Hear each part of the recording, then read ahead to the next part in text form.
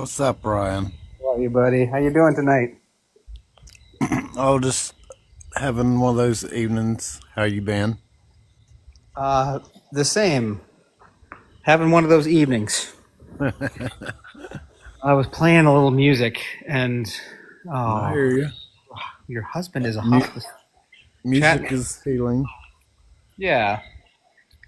So my Noodle has been in, but she is um, most comfortable in the comments section, which I can completely understand. So we've been chatting a little. My wife is out doing a scary movie night with a handful of girlfriends, and my kids are asleep. So I was playing some guitar, and then I just clicked to go live. Your husband is a hospice nurse. Noodle, how long has he done that? How long has he been a hospice nurse? Some hard work.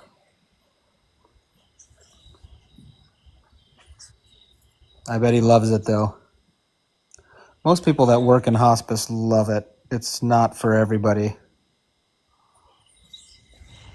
Earth, how did stuff go? If you don't mind my asking, you don't have to answer. Um, I still haven't talked with the doctor, but I sort of get to look at stuff before the doctor even does sometimes. So what I saw was encouraging. Good. Basically, it looks like old age brain is all I've got. Yeah, I think you got a uh, great brain. My brain, no, my no, brain's older than no, yours. no golf balls or anything like that inside of it. They didn't find my alien probe or anything. So Good. You must have hidden it but well. yeah, deep, Subconsciously, deep. subconsciously hit it Yeah, well. but overall, I think it was all right. So I'm just trying to trying to I don't know, uh, Ryan. When you get on here and you look at all the stuff that's happening and how discouraging it is, and um, I mean, it's really, really sort of hit me today. So I I definitely can, need encouragement. I can relate to that, man. I sometimes it feels like almost like whiplash. Like one day I will get some things that make me feel encouraged. Like, hey, we are not going to succumb to this authoritarian push. Like Well, we are going to I, resist it. And then the next day I get a, like I, the information that I take in is like this is inevitable and there's nothing we can do about it. Does that it's make sense? overwhelming. Yeah. No, it really does. But before I got on here with you, I just saw somebody and they were talking about if you just think back 1 year ago, and if you think about if the things that are happening right now were happening 1 year ago, how we would be reacting. Yeah. And it's almost like I understand that a lot of people are just trying to keep calm and not push don't poke the bear and all that kind of stuff by doing anything outrageous at these protests. But I mean, the amount of things that, if you get on here and you see what's just really going on and the ugliness that these government agencies are doing, it's Yeah. just it's beyond dystopia. Yeah. And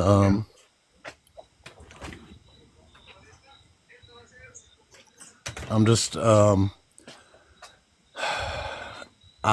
afraid that we're going to get to this flashpoint, and I think that's where the bear wants us to poke it, so that he can go ahead and declare martial law or whatever the hell he's them really thinking about. And some of the madness that's just coming out of this administration is just it's like a bad movie. Yeah. Yeah, the question that I get that I keep coming back to is how do we stop it? What do we do? And the answer seems to be like nothing. which is the most Well, discouraging no, thing to me. Like, I think the real thing is that we do know the answer, but people are afraid to do it because life has to go on, and you have to pay your bills, and you have to buy the groceries and all those things. Well, what we really do need to do is everybody just needs to walk out and stand in the street and just say, "Hey, I'm not going to work today." We'll just shut it all down because money is what talks for these people, and they can't force you to go to work, and that's hard for the people that are at the bottom of the barrel, like myself, that are paycheck to paycheck and under that, and but we basically we're gonna have to. I mean, if we're gonna keep it as a peaceful protest, that's what has to be done. But if we're going to go the other route, it's going to reach a flashpoint where they arrest somebody and do the big boy thing that they're doing, knocking people down. And, like when they, how do I say it on TikTok terms, the priest that got bumped in yeah, the head with one of the pepper balls. I saw that. And did you see the interview with him? Not the interview. I mean, it's pretty. I mean, the people that I guess what was so strange is that when you see all these people that are like being arrested and all that, all that people are doing is just filming it, and it's not getting out there because it's not in the mainstream news. I mean, you can turn on the mainstream news and go to the mainstream news, and you don't see that much about this.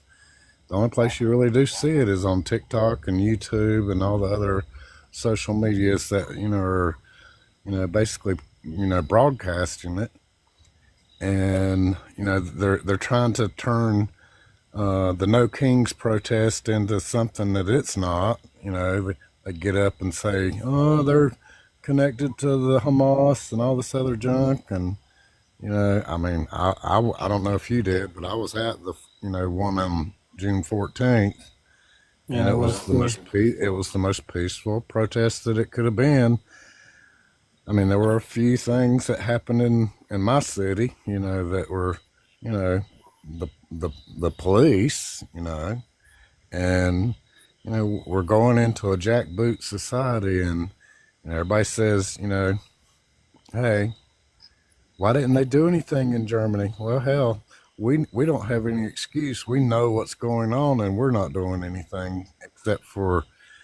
And I'm not saying that we need to be violent or anything like that. I'm not promoting that, but something has to give to where it's that movie about the ants and the grasshoppers. The ants need to say, "Hey, we outnumber these." They can. Do you remember? Did you ever see the movie Gandhi? no. You need to watch it with what's his name, Kingsley. Gosh, what was that actor's name? Can't think of his name right at the moment.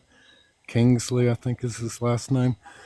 He played Gandhi. But anyway, they were on this bridge in India, and the police were taking their sticks. And as the people with Gandhi started walking across the bridge, the police were just brutally just beating the shit out of them.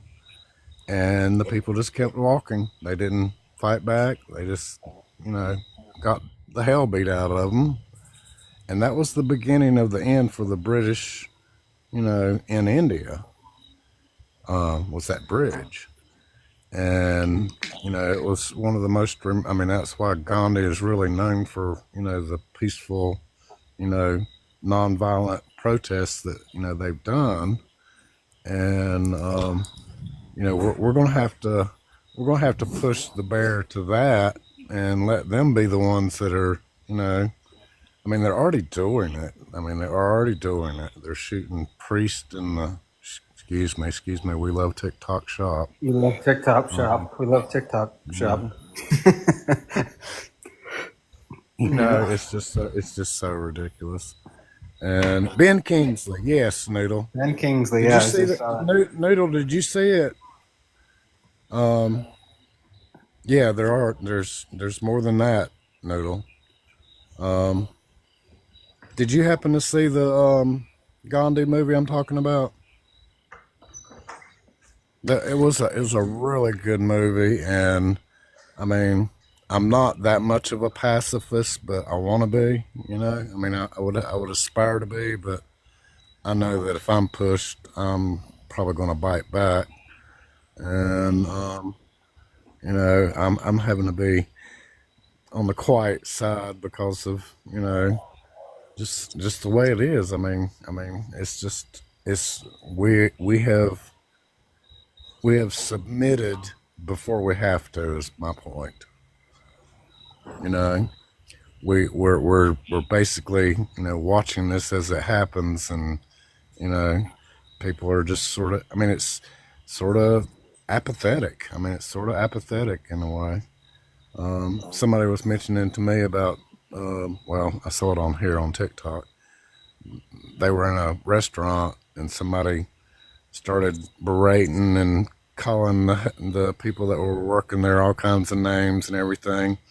And the guy that did the TikTok, he stood up and said something.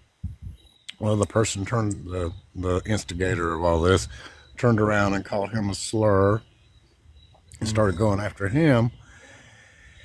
And his point was that he was the only one. There were lots of other people there, but nobody stood up to defend the people behind the counter because everybody's like in this place of, hey, everybody's crazy. I'm not sticking my neck out. You know, Yeah. I'm gonna just take care of myself and my family, and you know, that's all I can do. And I understand that, but at the same time, if we allow this much further into this winter is going to be a bleak, bleak winter if we keep allowing it. And Yeah, I think that. I gotta think that there are. Do you ever watch The Daily Show? You ever watch Jon Stewart? Oh yeah, loving. Yeah. Yeah. Yeah, he's awesome, and I. It's fascinating to me that like mainstream news doesn't show that priest. Like you won't see that on like the NBC. It's not Lester Holt anymore, but like whoever's No, doing.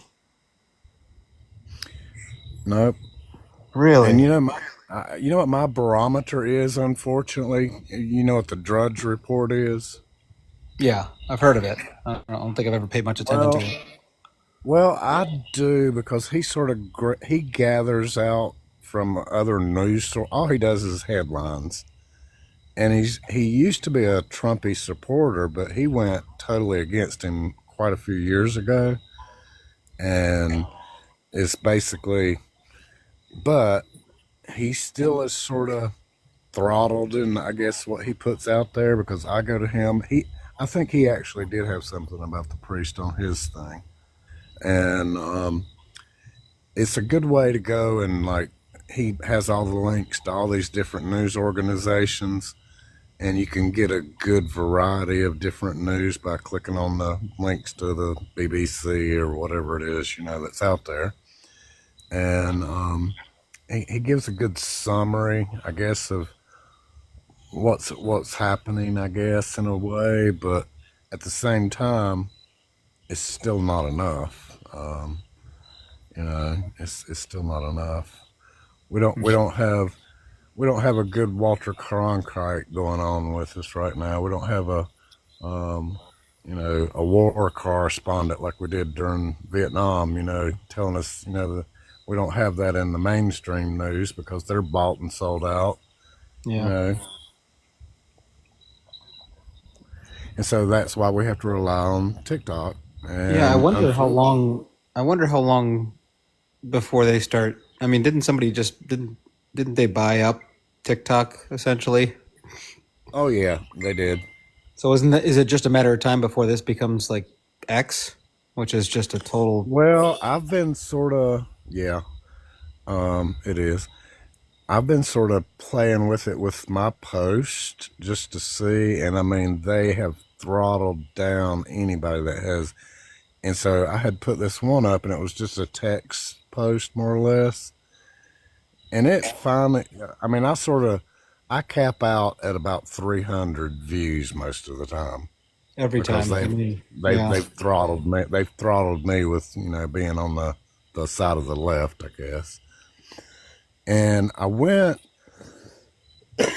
and I was like, on this text one, I just knew that I would get more. For some reason, I just said, I should really got more, response than I did. So I started looking through all the things you can do on TikTok and there was this one, and it was sort of, the button was where you couldn't really use it. And so I clicked it, and it said I could not use the promote thing because of a copyright thing. And I guess it was because I had on there, the voice, and the voice was saying, "This is a public announcement. This is a public announcement," and that was all it was saying. But TikTok is the one that put it on there to begin with, and I thought, "Oh, that's sort of weird." So they really are, and I mean, there are so many liberal, left-leaning people that I know that have been, knocked off multiple times. Yeah.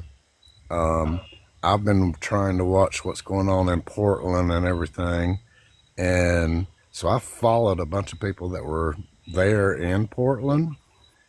And last night, it was just like you couldn't find anything, you know? And so today, Don Lemon, do you know who Don Lemon is? Yeah. Yeah. Don Lemon and Johnny Palomero. I can't think of what his last name is, but he's on TikTok, and he's real sort of a big guy here. And they were both there, or maybe they were in Chicago. But trying to find live feeds, it's difficult. They sort of put them where you can't then find them, or they squash them, or whatever the hell they do. And for me, that was the way to get real news, was to go and find somebody that's doing a live on the scene thing. Right. And I know you've probably seen the one out in Portland where the frog, the guy in the frog costume, right? Standing in front of all those, yeah. Yep. And that place, and last night I did. I was like, I want to see what's going on live there tonight, and I could not find a live to save my life. It was just it was crazy. Thanks, Noodle. It was nice talk. Yes, Palmadessa, that's his name. She asked something earlier that I didn't know the answer to. The Drudge Report, is that what she was asking about? But she said, "What is that name?" Maybe the Drudge Report. Yes, that may have been DRUDGE report, Drudge, like. And that may have been, she may have been asking that question about something else. But thanks, Noodle. Thanks for coming in this evening and listening to my music and for sharing. Someday, I think you should come up. That would be fun. But I respect and understand and appreciate staying in the comments. Noodle, definitely go and watch the Gandhi movie. It's very good. It'll break your heart too, but it was good. I think we're going to be okay, Earth. I think we're going to be okay. I mean, ultimately, I do too, because I do believe that in the end justice rules out. But the time frame can be sort of slow. I mean, look how long it took for us to take care of what happened over in Germany, and then there was all the aftermath and the Cold War and all these other things, and it's just been a tumble show since then. Ultimately, I think we are too, but we definitely are in the dark part, and I'm afraid it's going to be a little bit darker before the light starts shining again. I think you're right. I had a fun interaction last night. I was on somebody else's panel. Her name is Lindsay. super sharp lady. She's from originally from Venezuela. So just hearing her sort of talk about how like they went this path over the last 30 years, and now when she sees things that are happening here, she's like, "Oh, I remember this movie," you know? Like, "Oh, Yeah. I've seen this before," because it all started in like 97, I guess, Oh yeah.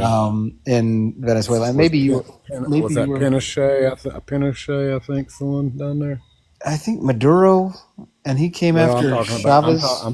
I'm talking about before that even. She said the Don't name cry for no, that was Argentina. Don't cry yeah, for me, I Argentina. think Pinochet was Chavez, Argentina. maybe Chavez to Yeah, Maduro. Chavez. Well, Um, the thing about that is we're the ones that did all that. You know, it was our governments. You know, with the CI, couple other letters. You know yeah, that did all this, really. and yeah, yeah, yeah. We've been very nasty to South America and Central America, and that's why it's almost like, you know, the chickens are coming home to roost, and you know, now that we've done it to everybody else, we're gonna have a little taste of it ourselves. Yeah, she this gal that I talked to, and you've been around a little longer than I have, and not only that, you've also been, I think, paying closer attention than I have. You know, um, I don't know how long you've been sort of having your ear open to the political situation here and around the world. Um, but Since 1980 at least. really, Yeah. so you've seen it. You've seen it all, man. This is. Have you ever seen anything like what Well, we're in now? well, back then I actually worked for a local newspaper, and I worked down in the newsroom the newsreel room where you actually put the paper in to make the newspapers. And so we had to proofread all the news. And so, you know, our job not only was to keep the paper rolling, but it was also to proofread and stuff. Hmm. And I used to keep a collection, and I wish I still had that collection of news clippings because it was really interesting. And during the Reagan times, I mean, I knew it was coming then. Um, I knew that they were going to um, really crack down on the, you know, the LGBT, rest of the alphabet Yeah. side of the world, and I knew that they were going to bring this Christian nationalist thing in. Back then, they used to call it the Seven Mountains. That was the Yeah. name of it back then. Seven Mountain Mandate. And yep, Seven Mountain Mandate. That's where it all sort of got started with the 2025 project and the Heritage Foundation and Yeah, all that. moral majority and all that stuff. Yeah, Mr. Dobbs and all them people. And you know, You watched that. did you did I watch what? When were you born? 1962. 62. Yeah, so I'm 63 now. And were you ever have you been kind of on the left all your life? Yeah, and it's strange being that I was raised by a bunch of hardcore um, triple K type Republicans in the deep South here. You know, evangelicals. I was right in the middle of all of it, and I was the black sheep of them all, and didn't believe it. Didn't believe it from day one. You know, when I Really? was, and I think a lot of that has to do with what I told you before, is my memories of past lives and things like that. Is How far back do you remember in this life? Do you have memories from when you were like 2 and 3 and 4 years old? oh yeah, yeah, yeah. And the first time that like a church explained who Jesus was, you were like not buying it? Like no. No, I believed it. I didn't believe in the Republican Jesus. Yeah. I knew that I knew there was something different, Yeah. and so I knew that there was a mystical, esoteric type thing that just wasn't being told, and that the churches only were, you know, doing what they were doing to control people and to, you know, hide their hypocrisy and all that. And You sniffed that out like in elementary school, huh? Or middle school? Or... um, yeah, yeah, yeah, probably before that, maybe even. I mean, I always knew that the kingdom of heaven was within. I always knew that, and that was something I came in with. And so when I had that disease in my leg when I was like 11, 9 to 11, I knew that I would be healed, and it wasn't a remarkable healing or anything like that. It was just that I didn't think, I never thought of death the way that other people did. Um, I never was scared of it the way other people are. Um, and I think, you know, from that early age when I started knowing that I was going to have a quote unquote extraterrestrial UFO experience before I was 21. Um, that sort of, played into it. When I was in high school, I was the odd little kid that, believed in all that stuff. And so I was sort of the black sheep even then.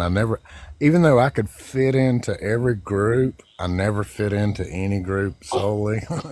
you know, I could move about them, but I still was always the odd person out because of a lot of the paranormal psychic stuff that went on in my life. Interesting. Are you following this? What is it? Some sort of spaceship that's closing in on us, or was? Are you talking Did about you the see comet? that? Yeah. You talking about the comet? Yes. I mean, in my mind, I have been waiting for some kind of disclosure for my whole life. I mean, I've been waiting for it since the 70s. And this, to me, might turn out to just be something that the governments can, screw us all over with again. And I'm hoping it's not. I personally would be quite happy if it was, something other than just a regular comet. But right now, the science part of me, the skeptic, says that it's probably just a comet that's strange. I mean, they say the thing, they aged it and they say it's older than our own sun. So I mean, it's a pretty damn old piece of rock flying around the universe. And but like today, it said that it's shooting out water in a way that's really strange. I mean, it's doing some strange things, and there's some chemistry behind it that is freaking out even the scientists that are not thinking it's a UFO or anything like that. I mean, it still freaks them out because it's saying, there's a lot of, they're learning a lot from it. But if it does happen to be something along that line, we'll know in December. Or we might know before then. What makes you say that? Because the path that it's taking, it'll go around the sun and be where we can't see it for a while. And then when it comes back out in December, is when everybody says that, that's when it's all going to happen, I guess. But there's another date coming up, I think. Well, I mean, we're sort of in part of it right now because it just went by Mars. And it did. A lot of people said that it just stood still for a little bit. And it's changed directions a couple of times, which, comets don't do that. And so what you're dealing with is disinformational type things, and you just sort of got to throw out all the shit you see, and you got to go and try to count on the scientist actually telling the truth, which is hard if you don't know where to go look to find the right information, because there are a lot of scientists that say, damn, this thing's weird. There's something way different about this. Hmm. And I would be. The problem is that if it is something and we are going to have a disclosure, it's going to wreck a lot of people. I mean, as far as the religion stuff goes, they're not going to be able to handle it in that regards. And then on the other side What of makes it, you what makes you say that? Like it would well, we could well, learn something from this that would doom.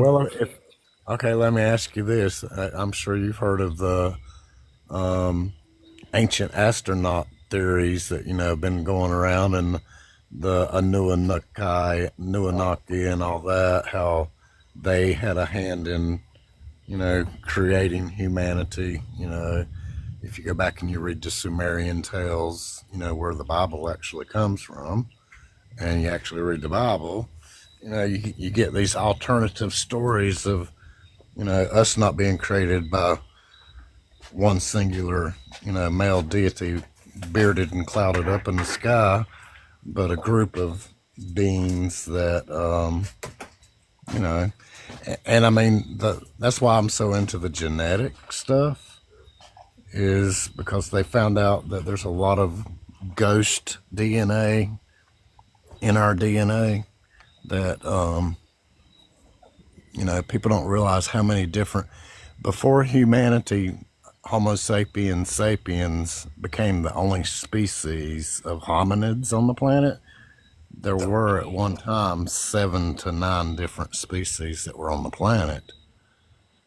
Neanderthal, the Denisovians, and you know the ones that they call the little hobbit ones that lived out in the Philippines, the Nanali that are down in Africa. There were all these other species, and so if there was a technological, and I personally don't believe they even have to be from way out in somewhere in the galaxy. I think it could have been just the natural evolution of hominids that, there's a lot of thousands of years of, history that we don't know about. Hmm. And if any of those civilizations got to any of the technological advances that we have today, well, gene splicing, we do gene splicing. They now have organelles that are, basically brains in a vat, and they now have been able to create quote unquote life out of just, things that, you know, science is getting pretty up there. And that's why a lot of people think that, the whole Tower of Babel and the flood and all that happened was because, hey, technology was getting out of hand, and the big boys up in the sky decided, hey, we better put a damn scarf on this. Well, they need to intervene again, as far as I can tell. Well,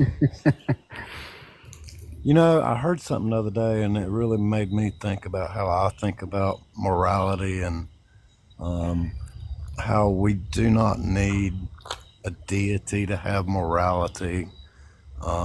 That morals actually come from being human, and it's not that we need somebody to come down and save us. It's that we as humans just need to, you know, get through the primitive. I mean, that's part of the problem, is we still are acting like the primitive species, from 200,000 years ago. We've not. We might have developed technologically, but we haven't developed spiritually. Yeah. It's sad. I mean, there's just so much that's unknown. I leave it all. I leave it all sort of open book. Yeah. Yeah. These are interesting times. I mean, I like to think, like I mentioned at the beginning. Some days you watch, you spend some time on Instagram or TikTok or wherever, and Right. by the end, by 10:30, whatever time it is, you feel heavy, very heavy, and like discouraged, right? Well, I think it's because we just see what humanity can be. It's sad. Do you ever have days though where you get to 11:30 at night or whatever, and you feel encouraged by what you saw during on TikTok or in real life, or is it always discouraged at the end of the day? No, I do actually have days where I'm very encouraged. Me too. I'm encouraged when like this thing I've done, coming and visiting you and your group. That has shown to me that I can talk with Christians still, and it has shown me that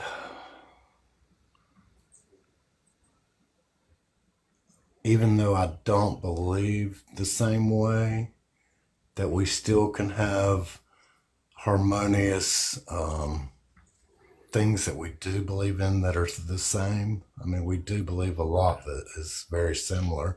And I think that's the big thing is that, you know, part of it is when we go out there and we look at all the things that are different from me, where you're different from me and I'm different from you.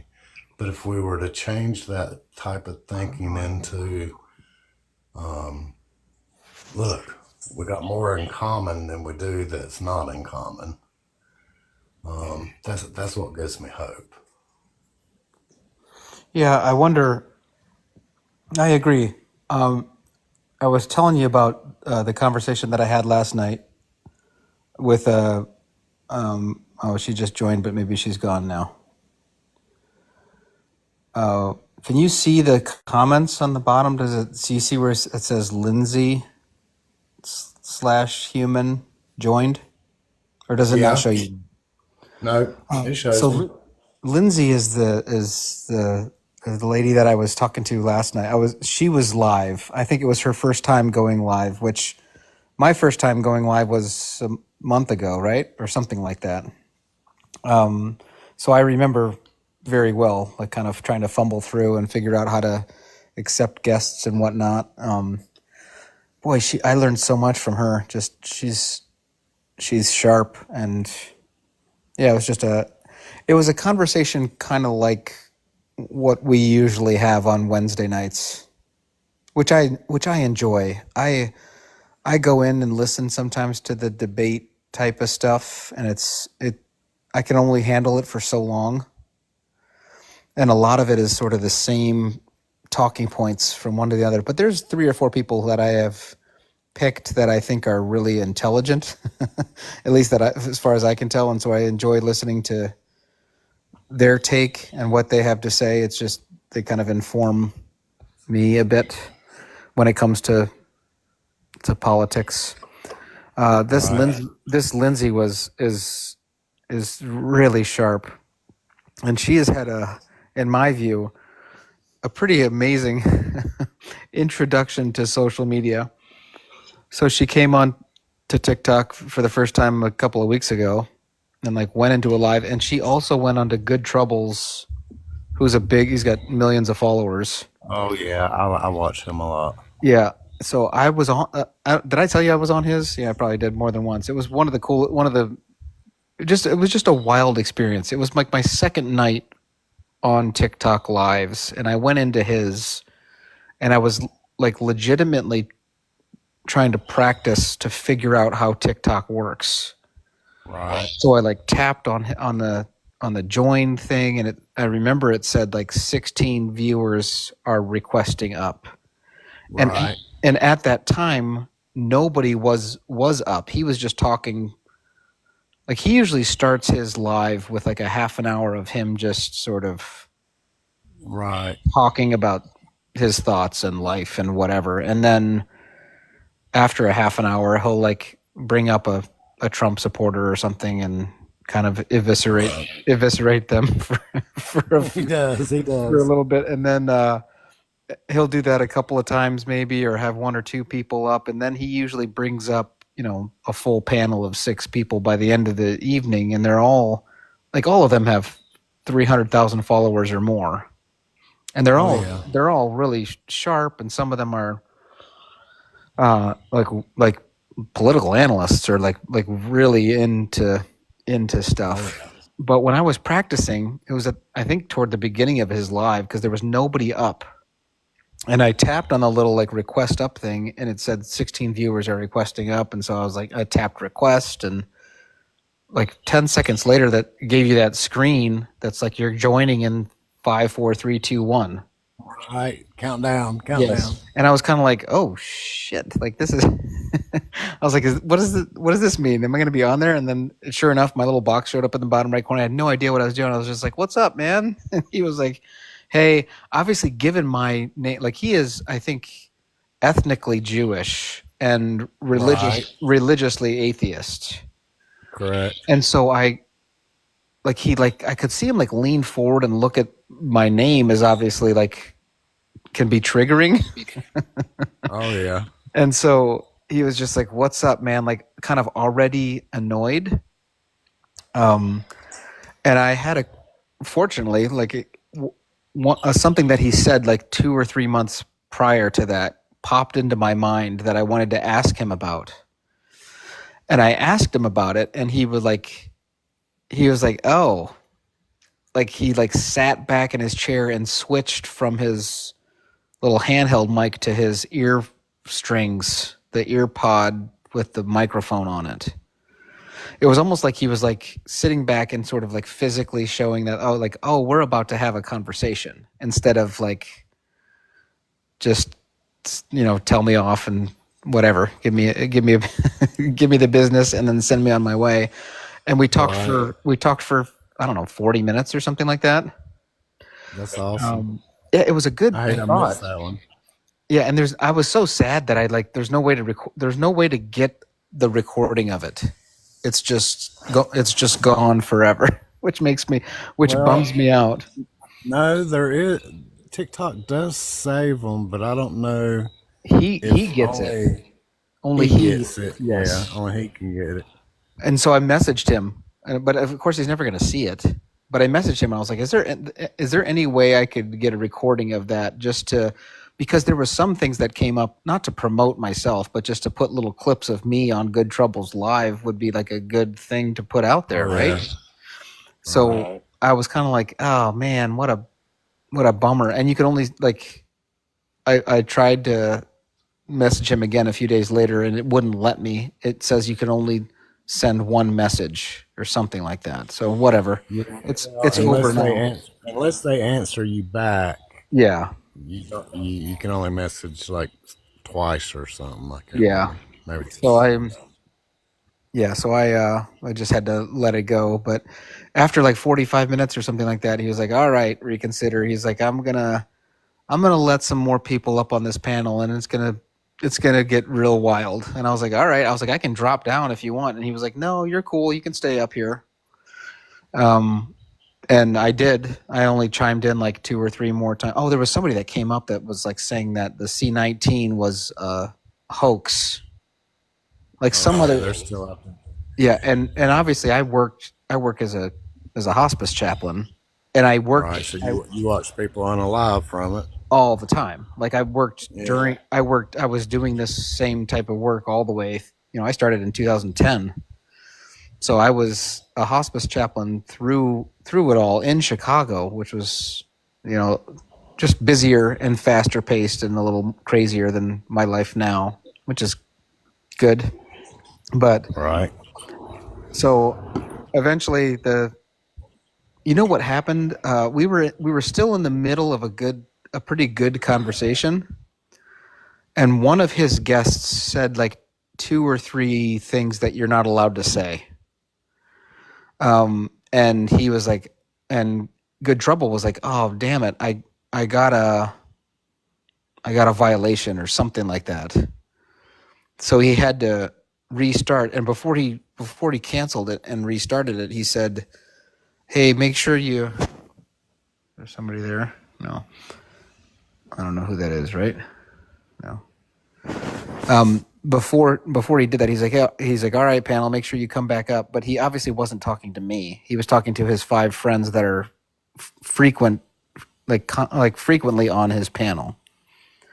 So when he had to restart because of violations, and then I requested to go back up, and it never happened, which is fine. But this girl Lindsay from Venezuela, a week after me, she requested up and went up and had a long conversation with him. And I could tell that there was a couple things that happened. First of all, she said some things that, like some violation words, like DEAD, right? She said a few things that you're not allowed to say.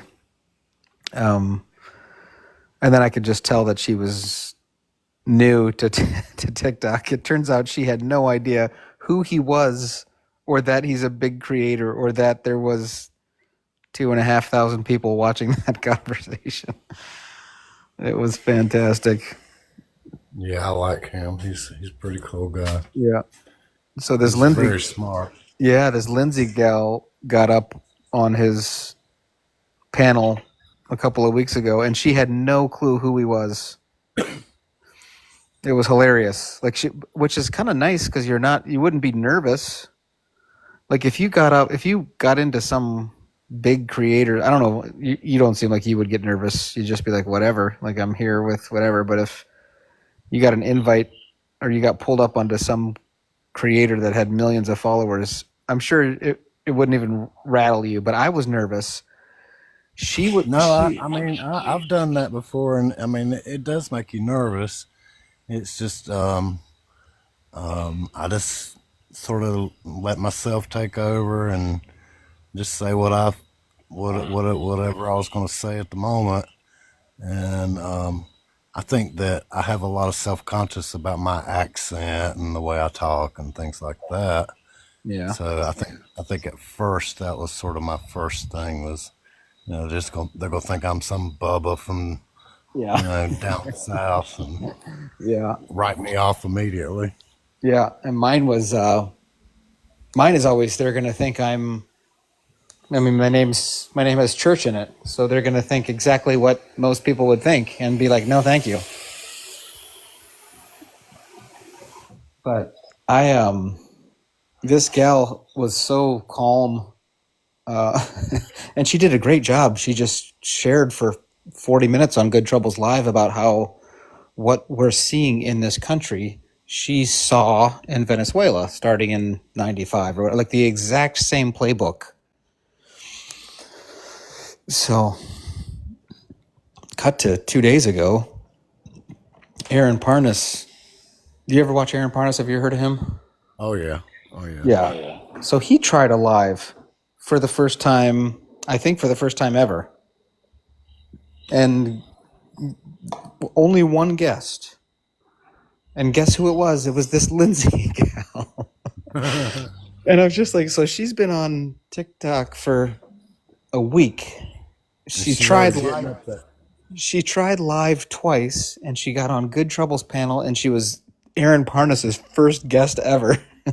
I was just like, this is amazing. What's happening here? And the most amazing part of it all is she has no idea. She wasn't nervous at all because she had no clue that either one of them were like huge names. So she was just like calm and collected, like just like she would be if she were talking to you and me. Like, who are these guys with 100 followers or whatever we got? And so she just kind of kept her cool and had the conversation with Aaron Parnas, just like she did with Good Trouble. I think that that's the cool thing about TikTok is that we can do this, Yeah. and if given the opportunity, you can talk to somebody that's out there really doing some moving and shaking, and I think that's the real good thing about it. I mean, I have, I've talked to a few people that are up there, and after I got off, I was, sort of patting myself on the back that I didn't, sound like a total idiot, Yeah. and it's hard for me sometimes because Um, I have such a long history in the strange part of reality, and sometimes I don't know where to start as far as talking about things. There's this guy on here that is he's called Latino Lovecraft, and he does like paranormal type stories and everything. And he's got a pretty huge following, and I got on his a couple of times, and you know had told a couple of my stories there. And the cool thing about that was a couple of his people that are his regulars, they contacted me and said, "You just need to tell your stories." And so I've been trying to get back into doing that again, but at the same time, I'm hesitant, just because I do believe some things that are pretty, pretty out there. And I'm not a tinfoil hat person, even though, I mean, I've got a history with that side of the world. Um, and a lot of people would think, oh, well, he's a nut because of the UFO experiences and things like that. And I think that my skepticism is what sort of tempered me, because I am skeptical even of my own experiences, and I've you know thought them out. The one of the stories I told on Latino Lovecrafts the other day was about I've talked to you about my friend that's in her 80s, Yeah. and her we had an experience up on the land that she owned up in Virginia, and she brought it up the other day. Well, I guess it was the other week, last week or so. She brought up the experience, and we started talking about it again. And we hadn't talked about it in a long time.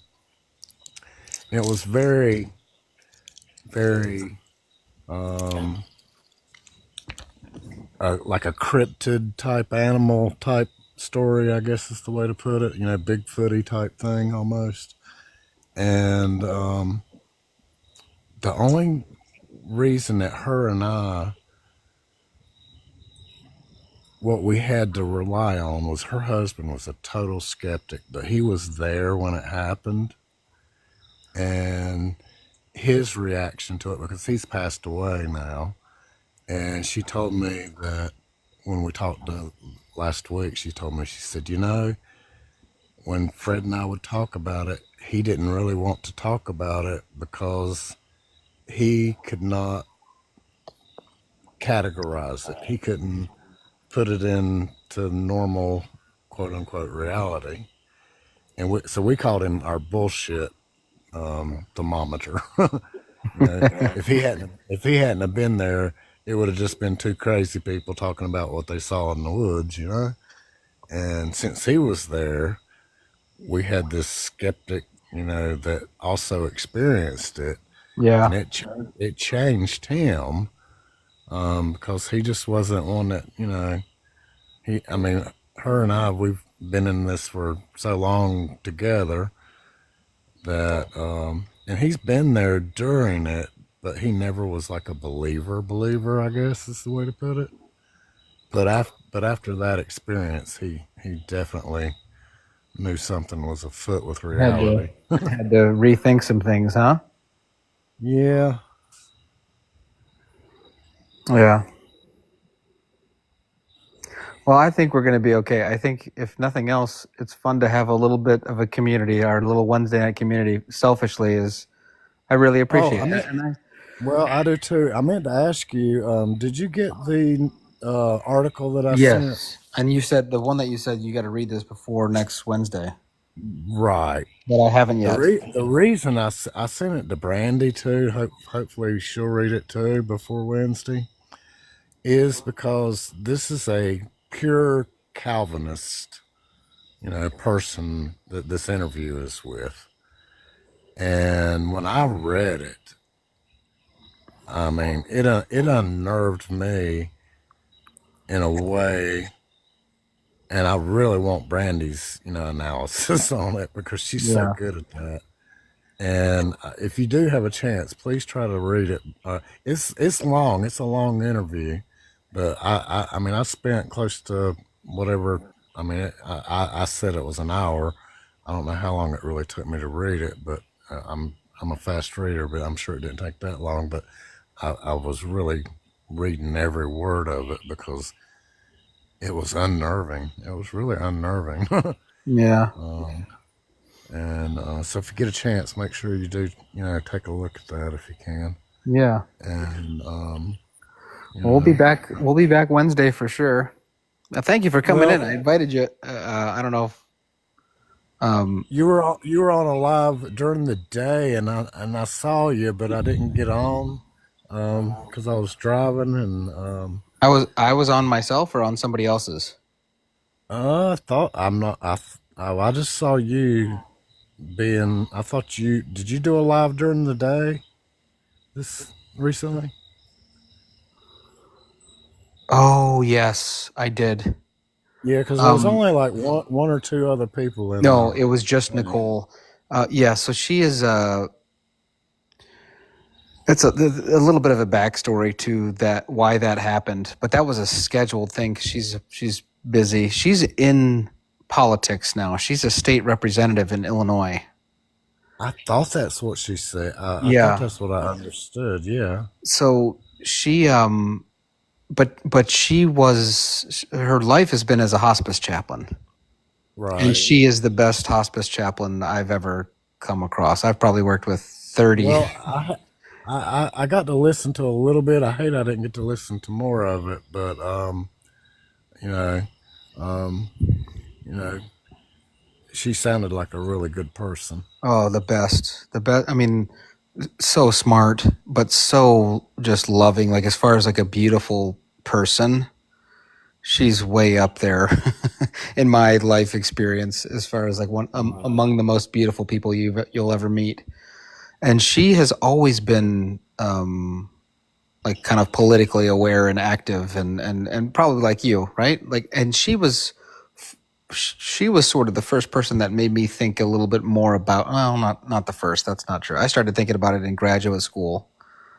Um, but we would have conversations about politics, but they were very kind of one sided. Me learning from her because she just knows the stuff. So I think things have gotten hairy enough or something that she a couple of years ago ran for.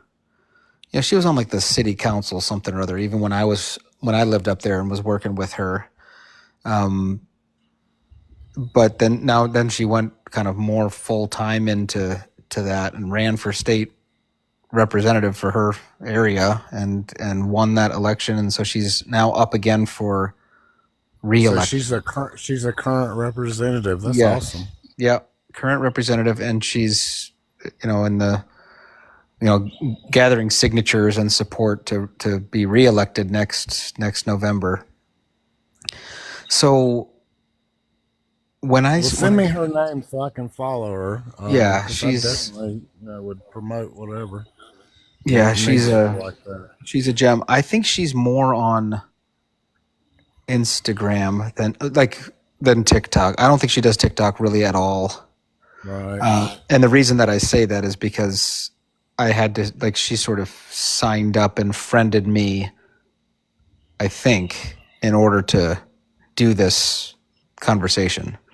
I hear you. But the reason is, some of the backstory. Like the reason is that for the last several years, I've been asking people why they left church. Not because I think that they made the wrong decision, but just Right. out of Just curiosity, like curiosity. what made you stop going? And people say, well, it's because a sibling or a close friend of mine is a member of the LGBTQ community, and so because I love them and see how they are rejected by the church, so I'm out. I don't want to go anymore. Some people gave like a whole bunch of different reasons. The number one reason is because they they feel that Christians are hateful and judgmental. That's the number one reason people gave me for why they don't go. Other people were hurt by the church. Like I had several people that something happened when they were going to church that made them stop going. That caused them pain or trauma or abuse or whatever the case may be. And so they're like, that's what made me stop going. And I'm like, all right, that's understandable.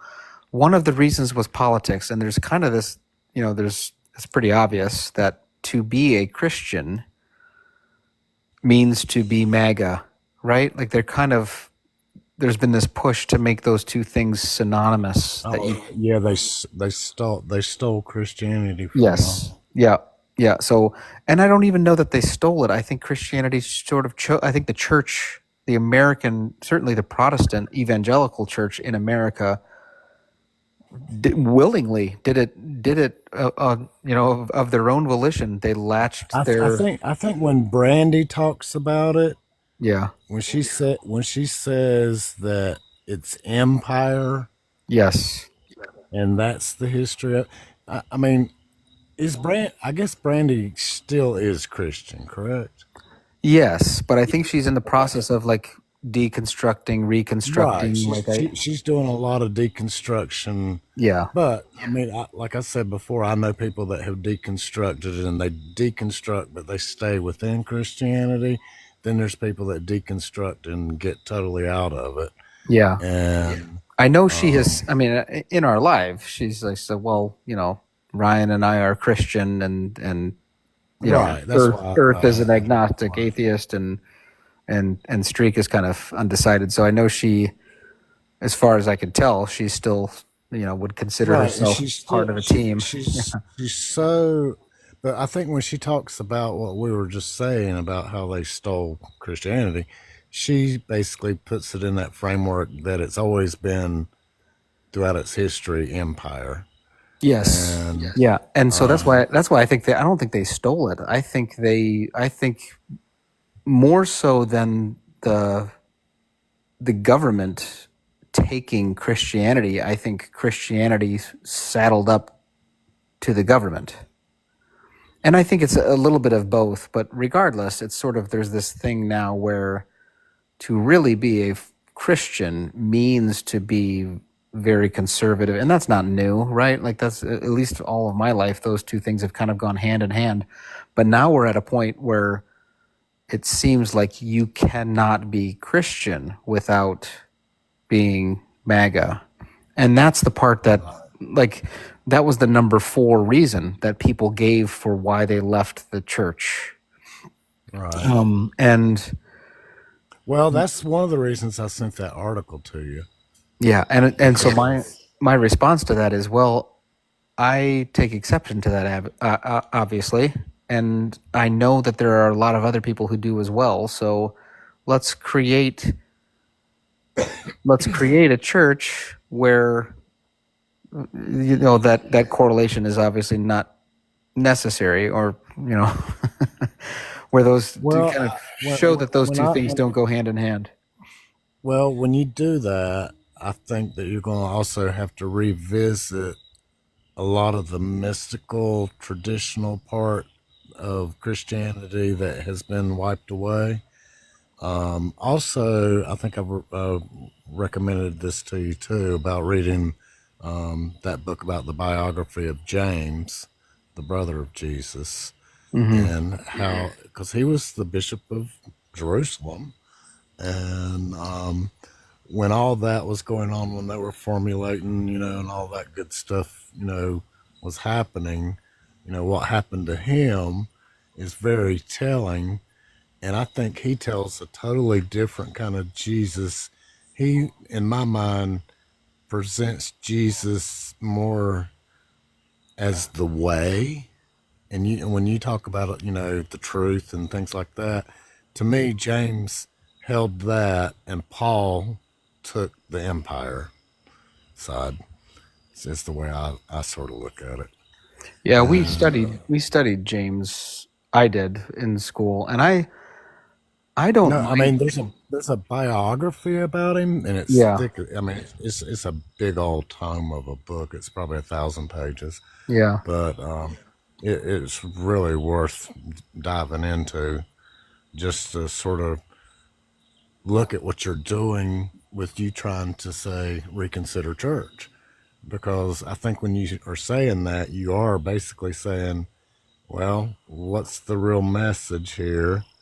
And even if, I mean, we might differ on, and see, I'm up for grabs on it. I mean, like, to me, um, I understand Jesus as a avatar teacher, teaching the way, and that it was very different from what Judaism had become, and he had no intentions of creating a whole new religion.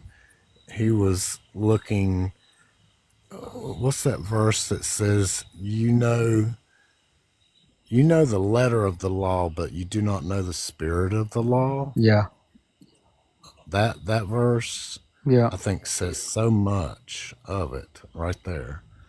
And And that's what I there's mean. just I do think my view is that his life is inextricable from Judaism. Like I think that he fulfilled so much. Like when you go back and read Isaiah or read Jeremiah or read the Old Testament, there are so many things that I think point to him. Whether it's not a bone will be broken, or and the things that he said, like if he is just a moral avatar, like the claims that he made about himself as far as who he is and what he but was see here to there's accomplish. but the difference in the way that we're perceiving it is that I believe that is true about all of us. I don't think that it's necessarily just something that, I mean, even Jesus said, you will do even greater things than I've done. And have you seen many Christians doing anything greater than what he did? No. And so I think it really, to me, is more of a human potential thing because I look at him as fully human. And what happens is when the divinity part takes over and it says, hey, he was the one and only child of God. And I don't think he ever said that. Um, I don't think, I mean, if you could show me that, I mean, maybe he did, but I would have to hunt down the history of the verse or whatever to believe it. Um, I think he was more on the mystical side of what spirituality really is. And if we want to trounce on the Judaic stuff, we just have to take it back to Abraham, who was a child of Sumeria and Ur, and realize that most of the stories, even the Adam and Eve story, come from ancient Sumeria. And so we have a Bronze Age religion that developed because of all their battles amongst their neighbors. And we But had I think, some yeah, very, very spiritual people in the meantime. It's sort of he like said some Ezekiel. very he said some things that I have trouble. Like he had this conversation with a Samaritan woman, right? And About calling her the dog and all that. yeah, well, not only that, but when the woman at the well, when so she's basically like he says, and I know you'd see this maybe as magical, but he says when your husband comes, we can ask those questions, and her response is, I don't have a husband, and his response is, you are correct. The reality is you've had five, and now you are kind of circling the wagon for a sixth, right? And so she's like, okay, so you're some sort of prophet or something like that. And the response that she gives him is like, okay, so you know about me just in some magical way, you know everything about my life. And she says, when the Messiah comes, he will explain it all to us. And Jesus' response is, I who am speaking to you, I am he. And there's like a claim like that with a proper understanding, I think, of Judaism is a big. Well, then you have to put it in the context of that the Messiah was for the Jews. It wasn't for the Gentiles. Well, that's what And he it says when he says, you will do greater things than I. He's, I think, referring to this gospel of his, to this message that he taught, however you want to, whatever term you want to use, is going to go. Brandy's down there saying, "Let her in, let her in." Oh, no. Her ears must have been burning. Can't she do that herself? Can't you do that yourself? No, Aren't you? you have to accept Hey them. guys, What's up, my love? Except What I'm y'all done. doing? Except I'm almost done for the night. So, We're how just are you, yakking Brandy? about things. So what? How are you doing? I'm good. What's this guy talking about? Yay! I was giving. We were talking a little bit about Jesus. Oh, okay, what about him?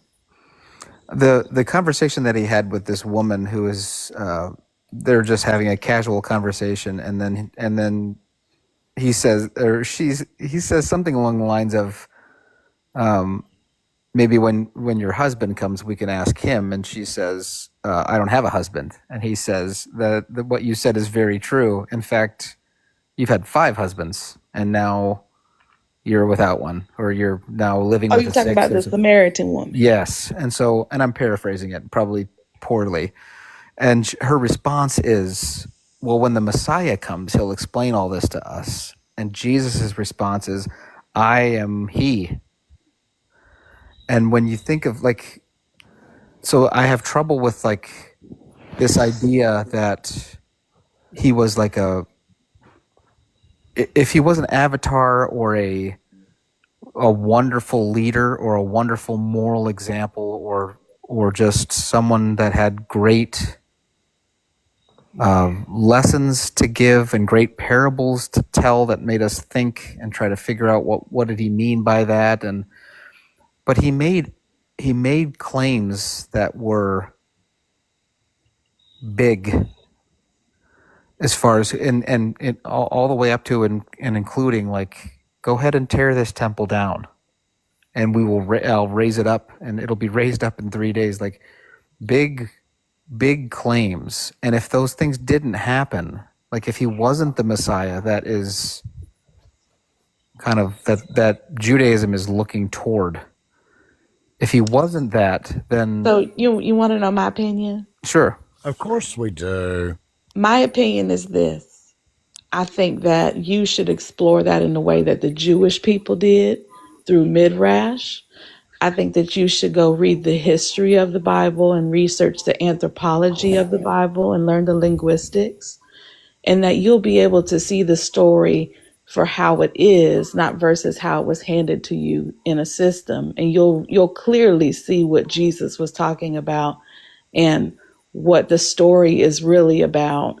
There's a colonized lens over the Bible, and people can't see the Jewishness of the Bible because they read Aristotle on top of Jesus. So, Brandy, also from that, I would have to add in. We would also have to bring in the Essenes, and because personally, I think that if Jesus was, the person that y'all think, he is as Christians or whatever, he wasn't a Pharisee, he wasn't a Sadducee. The only other group that was left that he probably was a member of were the Essenes. And those ties, that throws you into all the Gnostic stuff, that gets thrown about. And I agree with you totally that you're going to have to look at it from this, Judaic lens of the time and the anthropology of it all, because that makes it totally different But But what I'm saying is that he's not going to have to leave behind the Jesus portion that he's talking about, right, because if you just read the story of Jesus as is and not without all of the attachments of the Greek dualism and all that, think about this. For all this time, we've been handed denominations whose theological frameworks keep allowing for empire behavior. And I can think of one specifically for sure that I know that wrote doctrines that were not rooted in liberation, but they correct. made slave Bibles, they made slave doctrine, and then they justified Jim Crow with the Bible. I'm not following those denominations. And honestly, I don't want to hear anything that they have to say until they start reading the Bible correctly. I told Ryan a while ago before you came, Brandy, and this might have been if your ears were burning, because I told her, I said, if Brandy was here, she would talk about the empire part of this and how that is very relative to what, because we were talking before about how now MAGA has made it so that when people think of Christianity, that's what you have to think of. And I told him, I said, well, that's because empire basically has Yeah. taken over Christianity from its roots. And that's what people mean by Christian nationalism, is that you're taking those same principles that you used back then to justify bad behavior, and now you're trying to bring them back. No, we're not No. going backwards, we're going forwards. And until these institutions repent of purging their seminaries and fast tracking this theology, then I don't want to hear nothing they got to say. And they can't say that we don't have the receipts, because the receipts are in history, and everybody read about the Salem witch trials, honey. Well, the problem is that they're actively making sure they erase so much of our history Uh-huh. Oh now. yeah, they working world quick. That's why they keep talking And about the and since, civil rights movement yeah, was a joke. Come on, and get out my face. since the people do not really, we have a very uneducated populace, especially when it comes to the Bible itself. That is just evident from all the denominations in the history of the United States. You know, we they did not know what Christianity was, obviously. Listen, the Southern Baptist Convention, why did you have to get into the 2000s for you to apologize for slavery? Come on now. Get about my full No, face with this. 95, Oh, 1995. 1995. Listen, Yeah. It was 1995. 150 years almost to the day. Come Yeah. on So now. it's quick. I told my wife that. I was like, if I ever do something wrong, expect the apology in 2140. All right. Oh, we may not even get apology for this. But here's my thing. 150. They have to reckon with this history. This is something that is built into American history. So they can't Yeah. dodge it. And then once they look back in history and then they realize that John Calvin poofed the guy in some fire over a Uh-huh. theological opinion because he told him, you're building another papacy. Hey, Brandy.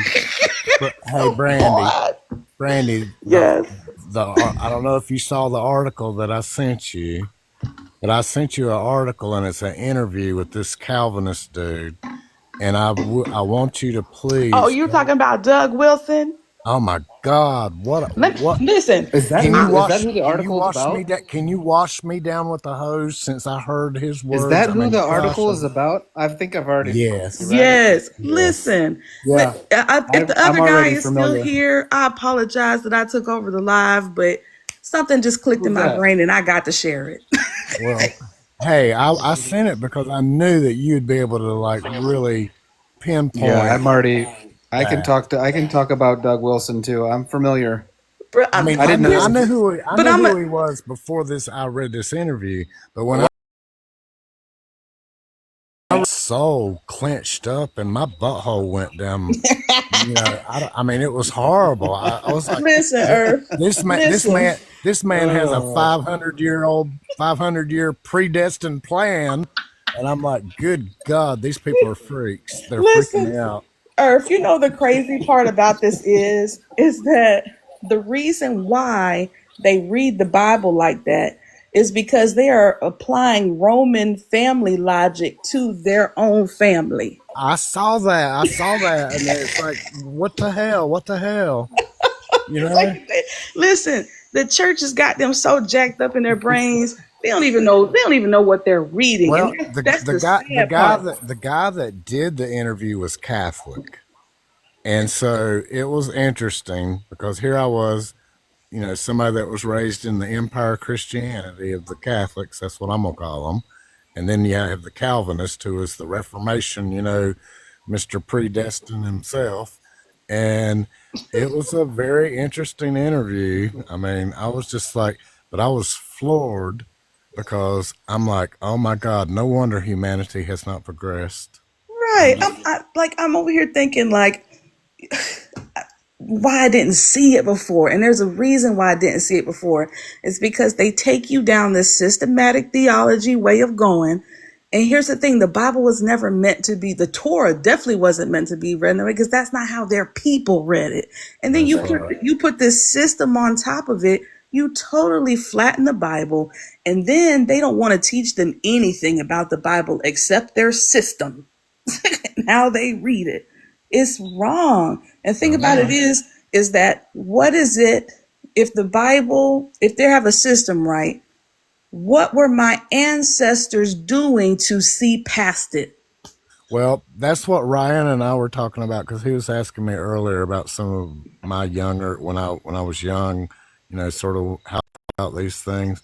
And even though I was raised in the Christian part, I was totally the outsider because I saw the empire, you know, at a very young age. Right. And But it's not just black people. Like no, the no. indigenous have their own theology, womanists have their own theology, feminists have their own. They are literally looking for freedom from the system that this patriarchy has built. Okay, that's why I ditched it. And Brandy, I asked Ryan, and since you're here, I can ask, you know, I can ask you. You're deconstructing. Are you deconstructing? That is the deconstruction. Okay, I know Earth. that. That is the deconstruction itself. I understand that. Are you still going to, because you still retain so much of the Jesus part that I mean, No, and here's the thing. I don't want to let go of the Jesus part because I can read his story and still, like when I say Earth, that his teachings did change my life, and that's why it has such a concrete thing for me. Like I think that people need to respect other people's way of getting to where they got to go because it's not about you, and no. it's about the collective. And I how does your theology get you to the point where you treat your neighbors as you treat yourself? Amen, amen, Period. amen, amen. Preach it, sister. Hey, let me say this I'm too, sorry. because no, I'm no, about to lose this. no, because I think sometimes when I present myself and like when I came originally here, you know, I came looking like this atheist agnostic, but what you're saying is the same thing that happened to me when I tell people Jesus led me to where I am. Right. I And understand. but they don't. They don't get it. Right. And here's the thing, I'm not beyond learning what you know. You see what I'm saying? Because No, the I thing about do. it is that you're a human being and that I should still treat you with dignity and respect no matter what you believe. And people think that Jesus's life was about holding moral superiority over people. That was the opposite of what he taught. That was the opposite of what he was doing with the Pharisees. So I'm not understanding. Can I ask you this? Can I ask you this on your view of Jesus here? Yes. Do you look at him as a humanist? I mean, the thing, I don't know. I don't really care for the labels. I mean, I really I know. haven't thought about it that way. I just see that Do you see him as a fully actualized human? Yes, he was incarnational. Yes. Okay. Let's drop all the Son of God stuff, divinity stuff for a No, sec. I'm not going. This is what I want you to understand is that in order for not in order for it to work. What I'm saying is how he lived his life is the example. Who he touched, who he said was important, what the message was. That is what, to me, God was trying to communicate through him. He said Okay. that now this ain't me now. He said that that's what God told him to say. Okay, and this is where Ryan and I might have, misunderstood. He might have misunderstood the way I was talking about it. And I said, in my vision of Jesus, I look at him as an avatar the same way I would look at, as Krishna came and did the same thing. There are other, religious people out there that have, done the exact same thing. Right. And But people, people my don't point get is that. what got you there, Earth? His ethics. Period. His ethics got you there. You weren't really at the end of it, you weren't worried about his divinity and all of that. It's just his ethics led you to those other places for you to be open-minded to see what other people had to say about God and to expand your understanding. And I don't see anything wrong with that.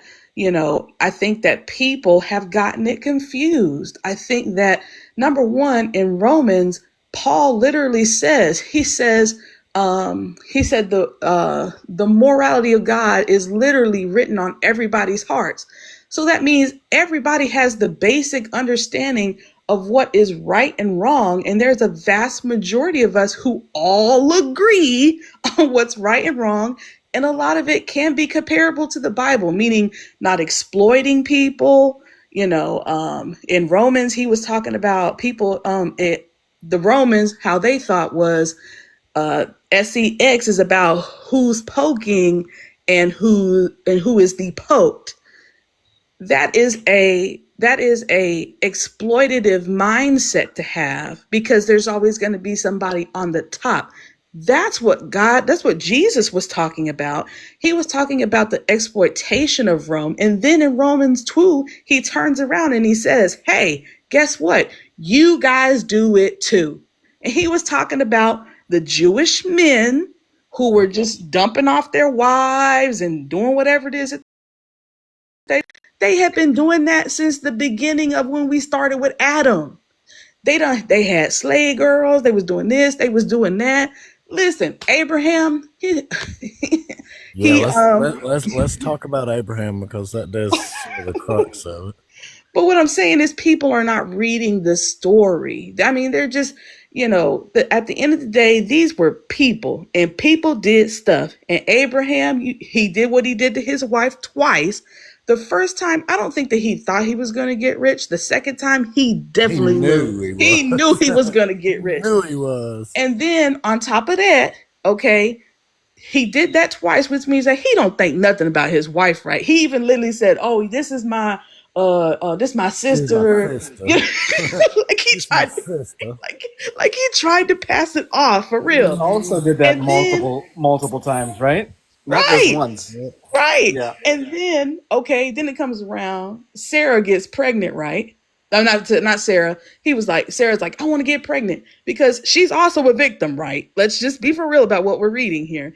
So she is trying to get a baby because she's trying to gain favor with her husband. Because guess what? When you can't produce, guess what happens? You get put out and you get replaced. So at this point, she's going to have to pony up. So, she's like, hey, let's bring Hagar in here. That was trafficking, right? Yep. And then he did what he did. But then when the heat got too hot in the kitchen, He threw that one out. Right. Abraham made the decision, even though the Lord was like, you should listen to your wife, Sarah. At the end of the day, Abraham. So you're going to tell me that Abraham knew how Sodom and Gomorrah was, and he going to go up there and plead on their behalf, but he can't sit up there and plead for his family. And then he wanted the Lord to bring Isaac up to the mountain, because I think God wanted to see if Abraham really got that empire up out of himself. Because remember, he told him to leave Ur, right? So that means if you leave Ur and I'm building a new covenant with you, that means that you are no longer covenanted to the empire that you was living in. So here we go. He takes his son up to the thing. You can get up and plead for Sodom and Gomorrah, but you can't say, "Hey God, you sure you want to do this? This my only son that I worked real hard to get, or I thought I was working real hard to get, or that I was sitting in the freaking fields of nowhere crying all night because I didn't have a kid, but I treated my wife like crap." You can't give me that ram in the bush before I get to the top of the mountain. Come on. Like, people, read the Yeah. story. The real story is Hagar. The fact that she got sent out. And you see how we went through Abraham's story before we got back to Hagar? That's by design. Hagar, she got tossed out into the middle of the desert, right? God has to go out there and see about her. And what he does, she is the first person to name God. She says, the God who sees me. Why? Because Abraham didn't see her. The people around her didn't see her because she was a slave. This girl felt unseen. And so God says, you know what? I got you. I'm going to make sure that I take care of you. I give you what you need. And then I'm going to bless your descendants. They got a covenant. And guess what Christians turn around and do? They talk about the Muslims. The Muslims.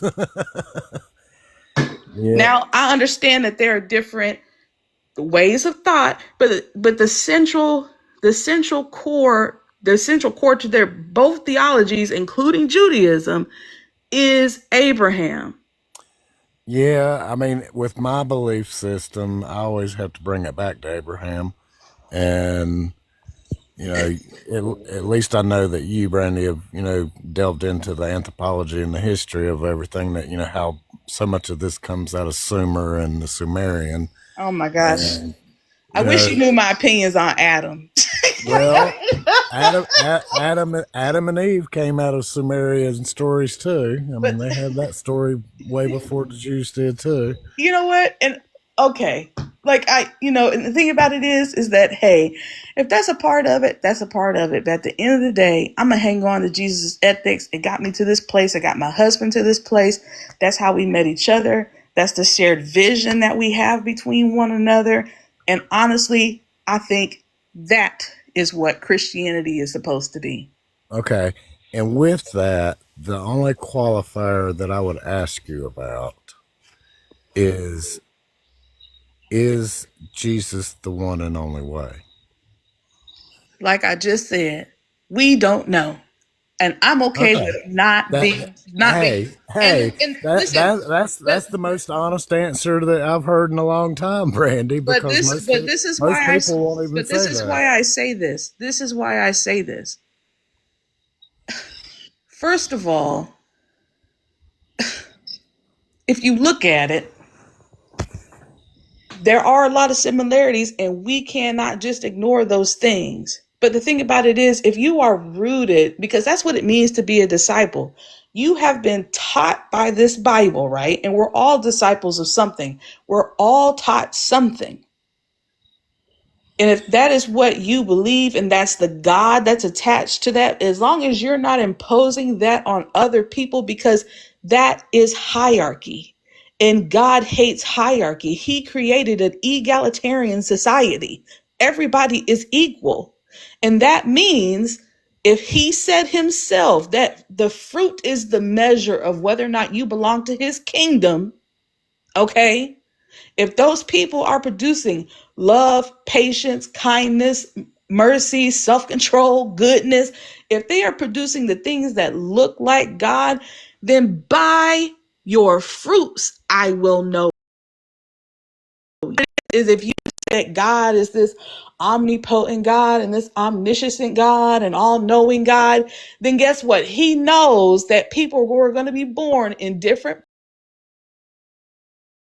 places about God, but all of them have ethics that lead them to a good place. But what happens is when you weaponize your version and they weaponize their versions, then we get to see the dark side of the force, because the Bible says that it's a mirror. You look into it, and if what you want in there is what you're gonna see.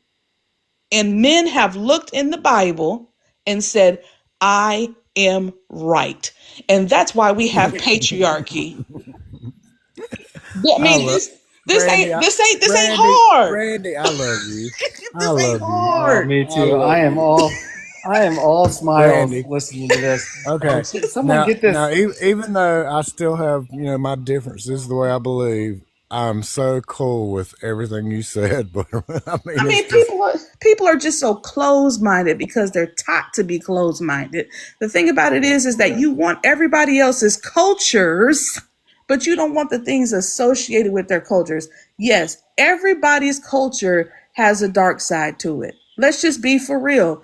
Everybody has something in their past, and that goes across all kinds of dynasties. Okay. all Listen, right. at the end of the day, we've all produced some kind of wrong in this earth, and we gonna have to come to a resolution to say we're fixing the problem. Yeah. Sometimes Brandy, I'm with Earth. I could just listen. I've been smiling the last 10, 15 minutes, just listening. Sorry, I think the other guy left. I love every second of it. Brandy, run them off. I wish you could. I wish you could see the smile. I wish you could see the smile on my face. But I have had that thought. Like, imagine what would have happened if all this history of missionaries in Christianity, if they went to where they were going looking to learn, instead of looking to Right. force to accept what I know. Right. You know what I mean? What if I what would, if I we would, showed up? I would be able to read more of the codexes that the Aztec and the Mayans had written instead of the three that exist, and they're the only ones that are left. I mean, They all got They wiped burned them. up. They by wiped them some out, of them.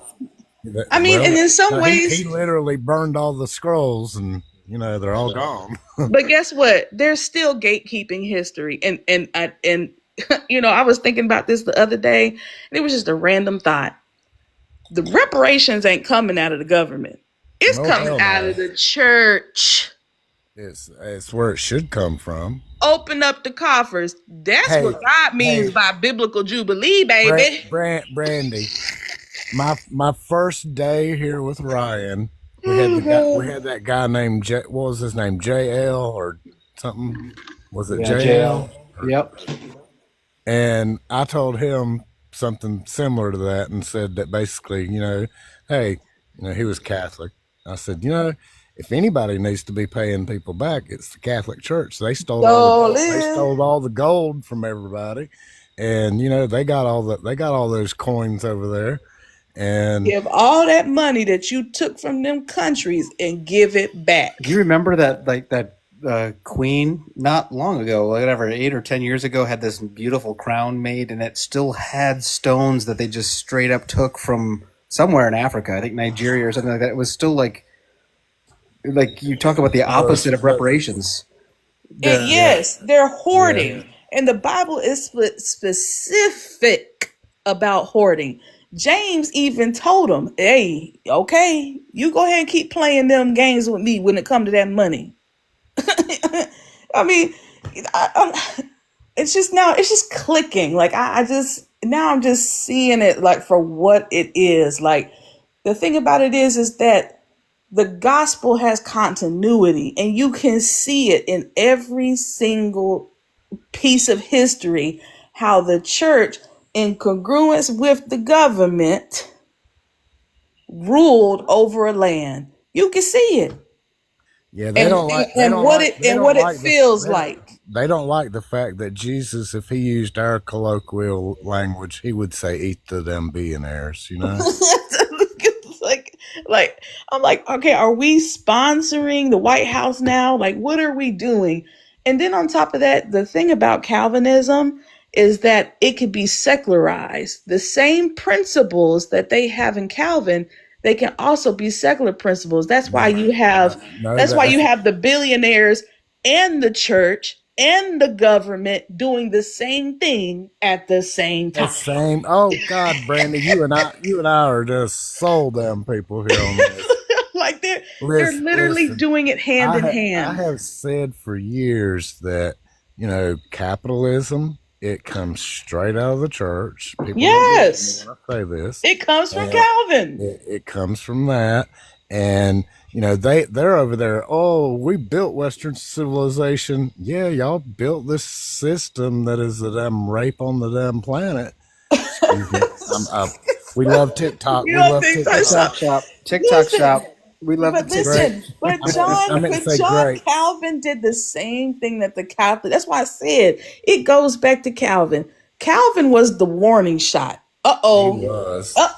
This He doctrine was. produces bad behavior. Yep. No, Like, it and produces. it wasn't just Servetus too. It was how he ruled Geneva. He put the fear of God in those people. Like, if you got caught doing something that was unholy, you could be Burn you reported. up. It burn you, burn you, burn you. Come on. Like, literally, when we watch Handmaid's Tale, that's pretty close. Yep, Like, it come on. is. It's exactly what they would do. But the article that I sent you, we have these people that are, they are tugging on. I mean, that guy that, was in there, he's, Hegses preacher. Is that right? Yes. I mean, Yep. Yep. God, Listen, what is I wrong with just these proved to people? all of America that man is a POS. POS. Yep. Come on, now, like, listen, I'm sorry. This is proof. Do you believe in what Rome teaches, or do you believe in what Paul was trying to teach you in a way that he didn't get caught for treason? That's what you're reading. You are reading Paul trying to plant seeds of liberation inside of a society that if he said, because think about it, if Roman pattern, the Roman house codes. Let me say that. So at the top is Caesar. He is God to those people, right? And then the men, they're like the little mini gods of their own house, right? So my thing is this. That is what they believe in. But Paul was saying, no, man, you need to love your wife like you love the church. When he used the word, there's a Greek word, I think it's kaphele. I think that's how you say it. When he used that word, it can either mean authority or it could mean source. Your husband is supposed to, when it say he's supposed to be your head, he's supposed to be your source of Christ in your life, not rolling over you, but by serving you. I have too many problems with Paul. I'd rather look at James. But the thing about it is that because of how they read it, it makes Paul look like he was a jerk. Paul was trying to intellectually undermine the philosophical underpinnings of the Roman government. The thing about it is that if Paul got caught doing that, he could have been killed. And the thing about it is Paul was in the middle of managing a whole bunch of churches from being persecuted by Rome for not living up to those house codes. That's what you were looking at, but that's not how they make Paul seem like he's just this little asshole running around telling everybody what to do and how to live. Paul was literally trying to undermine their system. That's the reason why they use Romans 1 and some of those other scriptures against gay people, because they don't understand what they're reading. How are you going to tell me that the victims in the story or the people that I should be demonizing? Because in their culture, the men were the penetrators, okay? And they only did it to people who were less than them. Slaves, ladies of the night, men of the night, who else? Kids. Children. You know, listen. And the thing about it is that when Paul was talking about unnatural relations, once again, remember, Paul said, hey, Jewish guys, you do it too. He was talking about sexual exploitation. So why are you taking the scriptures that is talking about exploitation, and they're talking about rape, and it's talking about pedophilia and everything else, and why are you taking the victims of that story and using it as a basis for your doctrine? If I admit my prejudice against Paul, I admit that. And I would have to go back and really look into it, which I don't really care to be honest. Well, the thing about it is that And your beef is not with Paul. Your beef is in the way that well, men. I just think that he got play. Maybe it's from the whole history of what happened, that it was turned, what his words were, like you're saying, were turned into the empire. Right. But that And was not his intention. And the thing about it is that Rome could think about it now. They went to go put the Bible together. Do you think for 1 second that Rome let them pass a Bible that would make him look bad? no, what was You what do got you other dudes over what? here talking about love your wife. But listen, he who was it? Constantine? He ain't having that. Come on now. And these people were not stupid.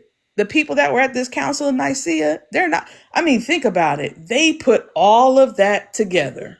They Yeah, canonized that, right? I'm yeah. not saying that it didn't change throughout the years and all of The, that, but they were the fathers. right. And the fathers, the people that were the fathers, they were influenced by Greek mythology.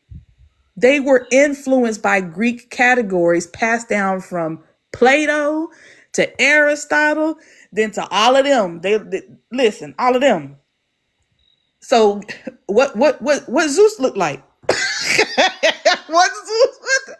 What kind of God was Zeus? He looks like the big daddy everybody worships in the Republican Jesus thing now.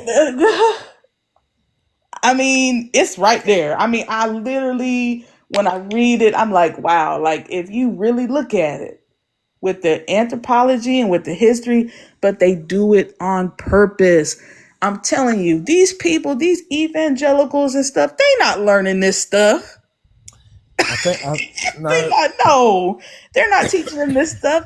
And then they're definitely not teaching them church history. Why not? Why wouldn't you teach the history of the church at church so the church knows what not to do in the future? Well, because the empire has been in control for 2,000 plus years. And I think what you want to tell the church is that what we teach and what we believe has never changed. So if Right. we have correct theology right now in this moment, Hello, that's what we Sarah. that's what we've had all the way through. We got a new person in. Hey, Sarah. What are you looking at? Down at the bottom, Sarah. Oh, somebody. Sarah Abidi. Come up if you like. Request up. We'd love to have you up.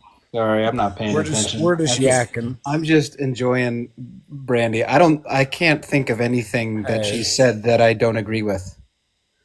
I can't think of. I just wish someone would get her a pulpit. Someone let her, Listen. I've had the thought of like, hey, look, I've taken this as far as I want to.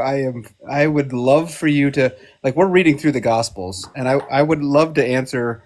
I know what Earth talked about of like, is Jesus the only one? Because that seems so exclusionary. It's and arrogant and close-minded to be like, hey, I'm Well, following Jesus. when you were asking me earlier about how young and everything, and part of it I said was because I had memories of my past lives, so to speak, and I knew what Brandy just gave us the sermon on to be the facts, but I was in the evangelical, Southern Baptist League of, oh, I'm you just don't sorry. question God. You Yeah. don't question. You don't. Yeah. I You think don't. I think You I don't think that's out the question window at this God. point.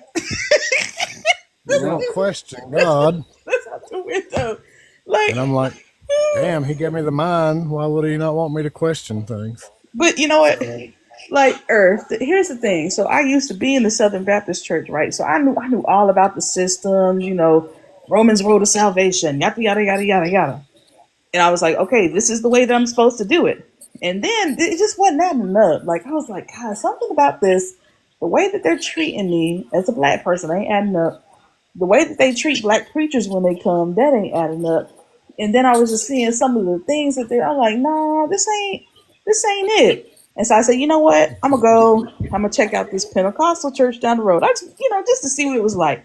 I instantly loved it, right? I loved it so much because of the music and everything else. But here's the thing. When you get too deep into church, you start seeing behind the scenes.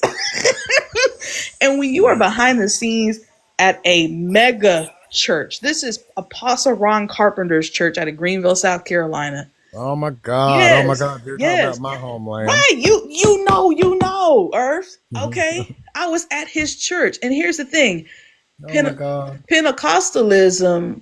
I didn't even know that he was. I'm so glad you escaped. listen, I want you to hear this story. So listen, when I was there, I started seeing. I said, "Nah, something ain't adding up." I said, "What they teaching and what they looking like, it ain't quite going together." And I'm gonna tell you, I seen some stuff that are just. I mean, it will rock you. I mean, you'll be like, "Wow, they really." Here's the thing: you're a multi-million-dollar church, and the projects you keep going in and out of hasn't changed since you've been there for years. Nah, I did something. Where's that charity you talking about? Right. I'm not. There's a lot of money running up and in and out of here. You're having all these conferences, and see, that's how they get you. You love seeing all your new favorite artists all the time, and this, that, and the other. And man, it's just like a business. They have. Oh, I'm telling you. And this is how I know is because I was working for a marketing firm that Redemption called in because what happened was Stephen Furtick was popping off down in Charlotte. So now he has competition because people are willing to drive to go see Stephen running Furtick. Around in his tight jeans on that stage. So listen. So Apostle Ron Carpenter, he brought in a marketing firm. And what he did was he went with their model. He got rid of that outreach ministry. He sold those buses and he stopped doing outreach in the community. And he focused on just saving souls and all of that stuff. And the thing about it is prophetic speakers. Yeah. Right. Prophetic speakers, all of that. And what I didn't know about Apostle Ron Carpenter was he was a 7 mountain mandate pastor. This is how they do it on the low, and this is how slick it is. Before church starts, right? They have music going, it's pumping, and what they do is they keep inching the music up, right? First you do what they call like confessions or whatever. And basically it's all the 7 mountain mandates. And you're thinking, man, these are like Christian affirmations. Oh yeah, it sounds so good. Like, yes, we're gonna take over the schools. Yes, we're gonna. An innocent mind thinks, oh my gosh, we're just, we're sharing our. We are. This sounds so bad how I'm saying this, but it's the truth. It's the truth. Truth hurts. And you're thinking, man, I'm going to save the world. And then it's like, we're going to take over functions of the government. Wait a minute. What? I'm in the Lord's army. Yes. I'm in the Lord's army. Let's get it. I can't.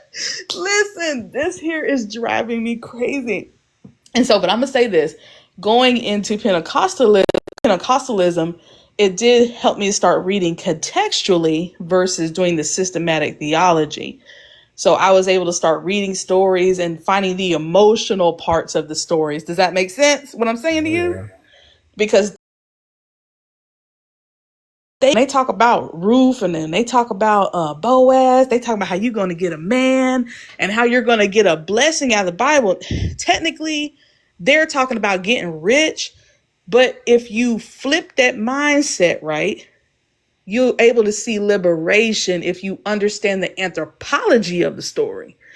But if you're just reading it and it's just like, ooh, this is all about me. It's an inversion. It's an inversion of scriptures. And people haven't caught on to it because they're so worried about their own personal piety than they are about their neighbors, which is what the gospel teaches. It's a game that they're playing, and they have played it so well. And the thing about it is that they know that whiteness, they can just turn it up. Squeaky. They they can just notch it up a little bit because they have done it consistently through history. That's why, think about it. They were already Incrementalism. right. They were already doing like, they had really ramped up like bombing churches. The two little girls in that church, they were already committing violence, but it ramped up when they started registering people to vote. And yeah, it got worse. That's why you see that magazine clipping of Dr. King talking to the reporter, and they're talking about, we're going to have a nonviolent protest. They caused that. And they tried to scapegoat King, just like they trying to scapegoat the LGBTQ plus community. They trying to scapegoat come on, man. Like, listen, it's literally right there in the text. There's always a scapegoat when it comes down to a kingdom. I mean, and the thing about it is that these Christian nationalists, they know what they're doing. The thing about it is that these people were birthed inside that type of system. That's what the Moral Majority and the Heritage Foundation was when they got started. They were trying to figure out, okay, how can we get the moral authority back? Because Dr. King, boy, he really exposed us pretty bad, because we won't let desegregation go. And then look, and then after that, what happens is that they were like, well, we have to, and this is what the Heritage Foundation said. They said that they were trying to find an issue that they can rally the Christian people around. This is documented history. And it was abortion. Listen, and they said, boom, let's do abortion. They didn't care about it at all. It wasn't even on their radar. But the dude from the Heritage Foundation was like, let me go over here and make abortion the issue that we're going to be going with. You can't say that word, right? Are we allowed to say that word? Smortion. Smortion is MERS. AB or something like that. Right. And so, ever since then, the evangelical church has been hanging that issue over the nation's head. Yeah. And it's because they lost their moral authority when Dr. King exposed them for being flat out racist. Yep. Go. Yep. Yeah, and it's a good issue to pivot toward because it costs nothing. You can be super judgmental about it, and then you don't have to put in any resources, no money, no. You can just straight judgment. No, if they pivot to homelessness, that's going to take resources and effort and time and energy. If you pivot to this issue, it costs you nothing. You just get to now they are pivoting to the homeless part because they do have the resources and the money. Yeah. Right. Yes, and that's the thing. We know you got the money. The Catholic Church is sitting. How much you think the Catholic Church is worth? Well, let's just say $1 for every damn, person that believes in that. So it's at least $2 billion. Listen, that's the low end. The stuff that they have in their vaults, they need to get it appraised. We need to find out how much it's worth, and we need to give it to save the world. Listen, Jesus didn't require you to all that stuff. Here's the conspiracy part of that, because Ryan and I actually were talking about the comet that's coming with the aliens. Our brother aliens. Those handsome black brother aliens. I'm waiting. The brothership. The brothership. I'm so waiting on them. No, with an A though. With an A. Listen, the Christians won't let us explore space. They won't. No. Listen, they will put money into blowing up people. Well, that's why the flat Earth is such a big thing, because they want to make people think, it's a flat Earth, Like, man, listen, if insurance companies believe in climate change, you playing in my face. Like, stop it right now. You are playing in my face. We literally know that vaccines work, so let's stop that. like stop this. You don't want to move us forward because Brandy, you're talking common sense. I mean, Yeah. it's literally common sense. The And best people, way to prove that vaccines work is to take them all away and then have all these diseases come back and then do kind of an "I told you so" or vaccines work retroactively. I'm just like, okay, we can have the conversation about pharmaceuticals and how they do people, but guess what?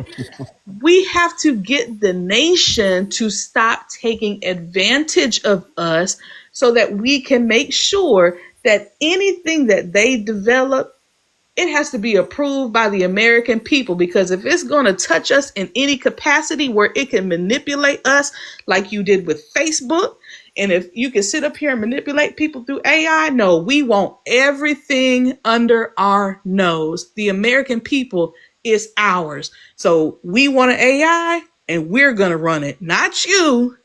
Not you. No, they can't be trusted. Nope, they sure can't. They already proved the to us best. that they can't be trusted. This is the best. I'm so happy you joined in. I love that. Let me in. Let me in. That's what you said. Let me in. Let me Listen, in. I heard that guy going. I said, I hate to break him up, but I got to talk. So good. God. And So good. listen, and I hate that we don't got a lot of people listening because man, they need to hear this. Like, They need to hear this. That's right. Well, here's the deal. Here's the deal. I try to download them. I don't do it every time because sometimes the conversations are not the best. okay, But when well, they're listen, you know where to fantastic start with like this this. one. You know Yeah. where to start on this. Listen. Yep. And like I feel like, and like the thing about it is, everybody's like, "Oh, liberation theology." I bet you don't want liberation theology. I bet No. you don't, because you don't want us to spot what you're doing. Yep. See, that's all it is. They know what liberation theology means, and listen, all these countries know what it means too. Stop playing with us, like, and honestly, in some ways, I understand why China don't want it in. Yep. Well, I think it goes back to that whole thing of we're at this point where we have to recognize how much harm religion, no matter what, has done to humanity. No matter what, no matter who, No matter what, no matter whose religion, and right? we need to come to the place that we say, hey, we're at this point here in 2025 where a lot of these religious fundamentalist fanatics want to take over and rule us with whether it's Sharia law or the law of this, Christian nationalist or whatever you want to call it. I mean, they're the same thing. Right. And if your theology produces harm, and if it has ever produced harm, we need to rethink about how much control you are going to have. I can't tell you, because I believe in freedom of conscience. I can't tell you how to live. I can't tell you what to believe, but I do reserve the right to tell you when your theology is starting to cross the line. Well, I've been screaming it since the 80s, and and not enough people really thought that it was a serious.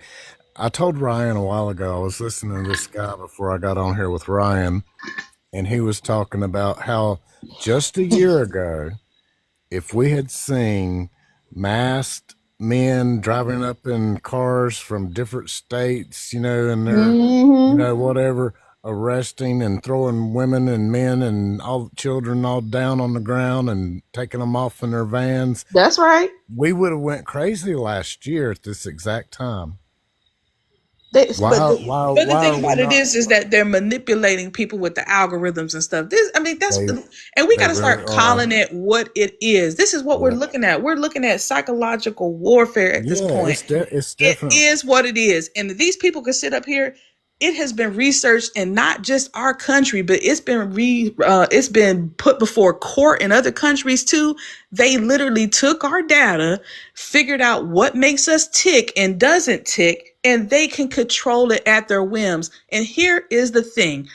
Theology is analog, which means that it's inputs and outputs, which means that it could be digitized. So what would stop them from beginning to digitize their theology in order to push people in to accept authoritarianism, spiritual authoritarianism, Exactly. because that's what Calvin was doing. Exactly. And now we got, oh my God, that's why I sent you that article, because damn, that just disturbed me so bad. That just it should disturb your spirit. There's a great book. The guy's name is Eldon Taylor, and he wrote a book on mind control. Mm-hmm. And in it, he went through the whole history of the 60s, where I can't remember the guy's name that did all the stuff on that street in New York, basically got it all marketed. He showed how to market cigarettes with hidden images of, sex and all that other crap. Right. And in it, he basically tells you how not to be mind controlled. And that's why I think I have such a good protection, is because I took his words to heart. And it's we are bombarded, with it, with, images, especially now with, us carrying these phones in our hand all day long and scrolling through it. It's out there. It's digitized. It's exactly what you said. It's digitized. And that should freak anybody out, because at this freaks point, me the fuck out. Excuse my language.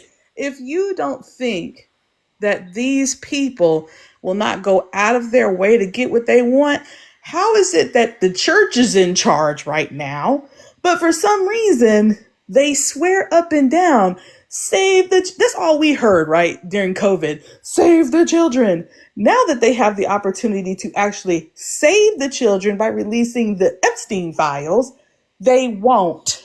And why? Protect the PDFs. Protect the PDFs. But don't you think that the church, because this is all they've been screaming about, was that the files. Don't you think that they would be on a phone bank every single day calling the government, telling them that it is the Lord's will that they release those? Because if you're going to pray on the Congress floor, right, that means that you're saying you're leading us in the Jesus way. Yeah. Well, when these insurance premiums hit, next month? Lord, listen. Yeah. And the thing about it is I hate that these people are being manipulated in this way, and we all know what we're looking at. This is a cult, bro. Like, I don't get, there's just no way. They keep putting on for Charlie Kirk, right? And I'm like, listen. I'm not the only one hearing the racism, right? No, you're not. You're not. Am I losing my mind? No. I said, would these people even dare to say anything like this to their black friends? Real talk. Would you go up to me and say the things that Charlie Kirk says about the women, that we black women don't deserve what we got because we don't have the brain power? And then they say, oh, well, he was talking about specific women. She's my neighbor. You're assuming that these damn white people have them black friends too. But the thing about it is, they say, God, who is our neighbor? Listen, our neighbor is everybody. Yep. It's everybody. So when you say it's only everybody that looks like me, according to them. I mean, the thing about it is that it should have bothered you what he said about her, because he said it on the basis of her skin color, but he also said it on the basis of her sex. And I'm gonna tell you why. This is why he said it, because the same Colin Powell, he's a recipient of affirmative action.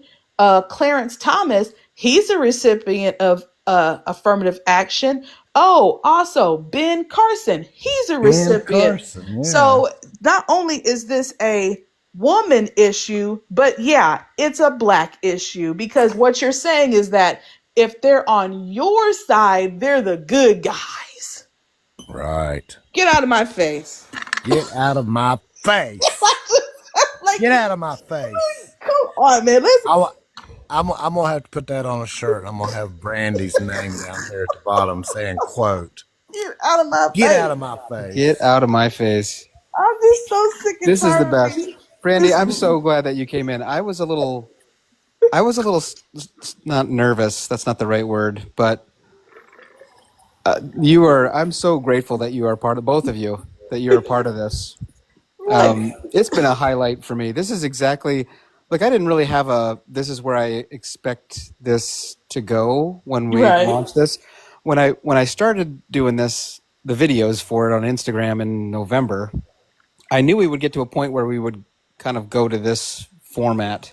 And as soon as I crossed paths with Brandy, I was like, "Oh, I hope she'll be part of this." But I didn't want to. I didn't want to obligate you to it. Like I didn't want to put pressure on. I was like, well, "Just come when you can. You can stay an hour.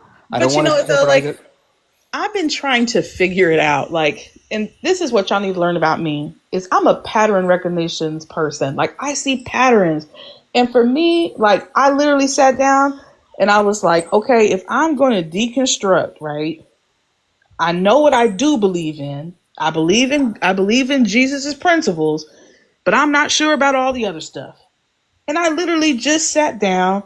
I read through scholarship. I read the correct linguistics.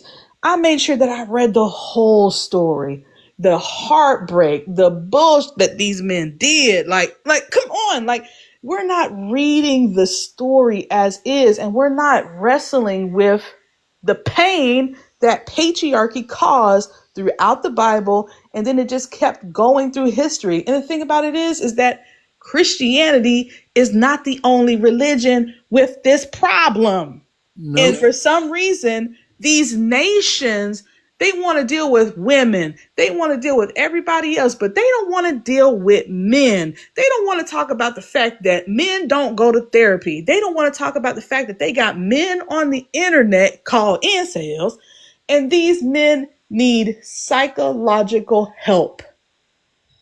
And that, we talk about statistics and we talk about social science and all this other stuff. It's the church that doesn't want to contend with the social sciences, because then they would see that what you're doing is not working and everybody's measuring your fruit, because all of this stuff exists in the people that are sitting in your pews. So apparently there's something about your doctrine that ain't hitting it. So, in other words, Brandy, you're saying the church needs to repent. Absolutely. Because they don't have all these people fooled out here thinking that we have the right way. We have the right way. And the rest of you are going to hell. Meanwhile, they not even reading about where hell came from. They just, oh, well, that's what they told me. And this is how I That's what feel. they told me. Yeah, this is how I feel when I go to the church. Listen, they crank the Dante, music Dante up. said there was 9 levels to hell. Listen, they turn the music up. The lights are awesome. And I close my eyes and I can just feel his presence. And then they'll drive the song real hard and my heart will just flutter. And then they'll give me a 3-point sermon. But I'll tell everybody in the world that I know more about the Bible than them when you don't even study the Bible. You study 3 points, go about your day. Get out of my face. Get out of my face if you don't read something outside of the Bible and to make it contextual to what's going on with humanity also. There is a history, there's an anthropology, there's archaeology. Right. And I'm not talking about biblical archaeology that proves that that they found Noah's Ark. Yeah. Listen, this isn't holiness. This isn't faithfulness. It's arrogance. And the thing about it is that these doctrines, the way that you read them, because once again, you're inverting the scriptures. Okay. When Jesus was talking about being the way, the truth, and the life, it didn't have nothing to do with being superior over other people. He never once reflected that. Not once. And I'm over here wondering, like, what God were you looking at? What I'm not getting, because you say we're supposed to judge the content of the character. We're supposed to judge the content of people's character by how they act. Listen, you ain't adding up to Jesus. I'm looking at you, but it ain't. And here's the thing. I don't want to make people feel bad. That's not what I want to do, because this is being done to them. You understand what I'm saying? They are sending these boys through seminary. and they are teaching them doctrines that they don't know anything about. They're teaching these boys a system. And then these boys get on the internet and they spend all day on TikTok debating their same talking points over and over and over again, so they tighten them up together. Phil Bros and the incels. Right. Like this is what is happening. And people are just, just sitting by and church. And the thing about it is that there are pastors out here who went to real seminaries and they know the truth, but because their job is more important than telling the truth, they will continue to lead people astray. Yeah, there was that study that was done where that guy took this private survey amongst a bunch of them, and so many of them said that when they went through seminary, they became agnostic to the biblical God. Listen, they built their own little kingdoms. This their little kingdoms, right? The little churches, and they don't let the women serve, because they know that there's women in the church that can. Number one, this is a fact. If it wasn't for women, men wouldn't have churches. Because women work. Listen, women work the church like a dog. And that's been my damn point for so damn long, is why in the hell have women allowed this shit to go on for 2,000 years? Listen, and then they'll tell them, like, God is you. Listen, you get to be pastor, right? But I get to be director or whatever, or what they call them, director of kids or da da da da da da da da. No, I'm a pastor and I shepherd little people. And those little people are going to grow up and be big people. So you need to make sure that you don't disrespect me in that way and that you honor me. And not because I want to think more highly of myself, but because you're supposed to. You're supposed to honor me. That's what you're supposed to do. That's what the word says. But you sitting over here, you done created your little kingdoms. And as far as I'm concerned, if your church is making a certain amount of money, that you have went past the part where your lights is on, and if that money ain't going back into the community, the only thing you should be paying for is for the lights. Not them private jets and that damn one preacher that has the biggest house down in Louisiana, right, and all that crap. Right. And the thing about it is, that's what Jesus meant when he said, go and sell everything. Yep. He said everything? Everything. That's because that man had a minimum. He had a minimum of Should we have the lights?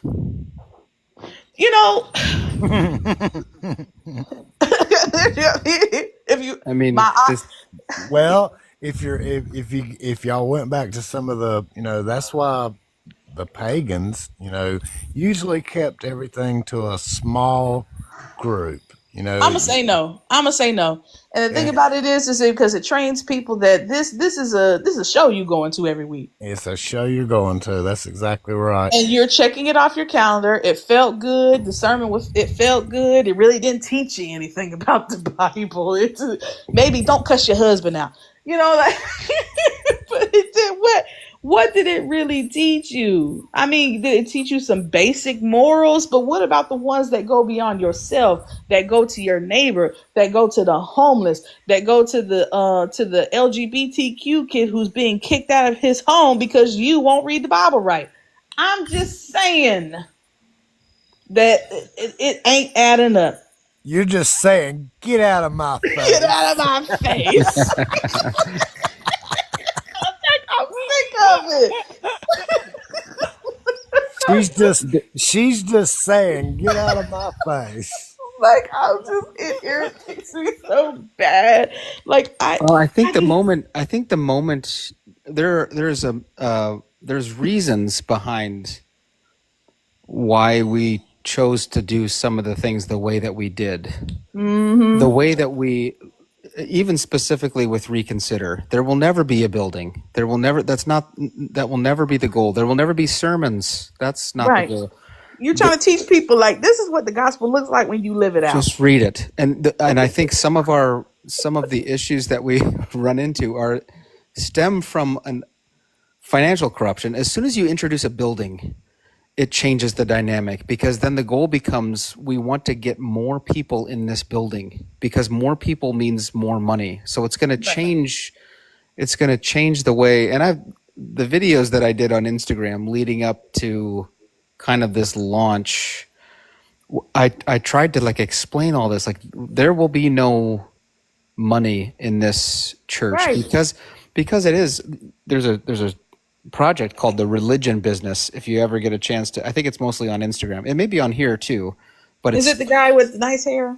yes, that's starting to point out, like, he's been working at it for a while, the financial, like how financially corrupt. But remember what I told you. And this is the thing that bothers me about these people that are that not I'm not saying they're conspiracy theorists, but if you turn them in the right direction, like I feel like he's doing good work, but he gonna have to go harder. You have to go after the system of it. There is a Yeah. system to it, and the church knows what they're doing. He needs to go after the ERLC that the Southern Baptists have. They over here trying to legislate their morality on people. These are the kind of laws that they putting up. They need to go after. They need to go after that, because this is what is teaching. And think about it. These people, when they go buy these books and stuff, they're buying these doctrines. And what they've done is they say, this is what biblical womanhood looks like. This is what the man is supposed to look like in the home. And all of it is centered around that theological framework. And they're making money off of manipulating people. So take money out. Take money out of it. We're supposed to go back to the homes. But people don't want to go back to the homes. You know why? Because homes reveal that not everybody at your church is living like you are. That's what it reveals. And so a lot of people get stigmatized at the church. Well, oh, such and such, why she ain't got this and why she ain't got that. And, it's a whole big shame circle. I'm going to tell you what happened. I was at this church. We did home groups, right? And then we did a D Now weekend. And they put all the black kids in my group. This is a white church, okay? They put all the black kids in my group, and then a few other girls they put in my group. So they're meeting at my house, and we're having what a D Now is, don't you, Earth? Oh. So it's basically like a at-home youth conference for kids. I'm explaining it to you. So each adult gets to take a kid to a house home, and the kids get to hang out in the house together. They get to know each other. They eat food. They stay up all night and be loud. And then you go back to the church, and then you have like services and stuff. And then the kids go back to the host home. They do activities together. Well, it just so happened that they were going to be raising supplies for a local nonprofit. So what happened was the black girls that were in my group, they came from a ministry that ministers to poor children. So we went around to everybody's house. Now, mind you, I have a doctor's kid in my group. I got all these middle class white children in my group. Some of them living in nice neighborhoods. So we're going around all day, and these kids are seeing how these people live. Two of the girls said they didn't want to go to their house. Only one of the black girls in my group was bold enough to say, I want to go to my house. And we went to her house because she didn't live in the best condition, right? So we go over there, and she's so proud. She comes out with her cans. But I tell you what, we got back to the church. The girls' entire attitude shifted. These racist white people, this and that. Because what happened was they were talking about where these girls lived. And I had to be the one in the bathroom with them crying and trying to keep them from beating up on other little girls. And the thing about it is that we get back in one of the group sessions. This was the doctor's daughter who said this, right? We were talking about the different neighborhoods around, and the name of the neighborhood was called Crosland Park. And she goes, ew, Crosland Park. Listen, the same girl with them cans, I thought I was going to have to pull her off that girl. because she literally disrespected her. And I'm telling you, it ruined the whole entire weekend. And I did not even know how to bring it up before leadership. Like, this is a problem. Not only that, because y'all also do stuff like the youth pastor's son, right? He was talking to another light skinned girl that worked, or a biracial girl that was in the group. This is what he said, okay? And I only caught this part of the joke. He goes, "There's no amount of prayer that can pray that black off your back." I'm sorry, I don't care what context we're talking about. That is highly inappropriate. And I'll tell you what, after that, and then I tried to tell my campus pastor, because we were in Wait a campus. minute. The preacher said that? This was the preacher's son, who was the youth minister at one of the campuses. So I was at a campus, he was at a campus, and then the other youth minister was at the other campus. And so when I got back to my campus pastor, I told him what happened. I told what was being said.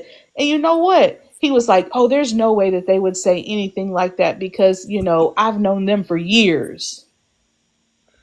Well, you just heard it with your ears. Like, I was literally looking at him like, man, once again, this is why I go back to this. This is fruit that's happening in the church. And now I'm seeing those same people riding for MAGA. Add it up. Yep.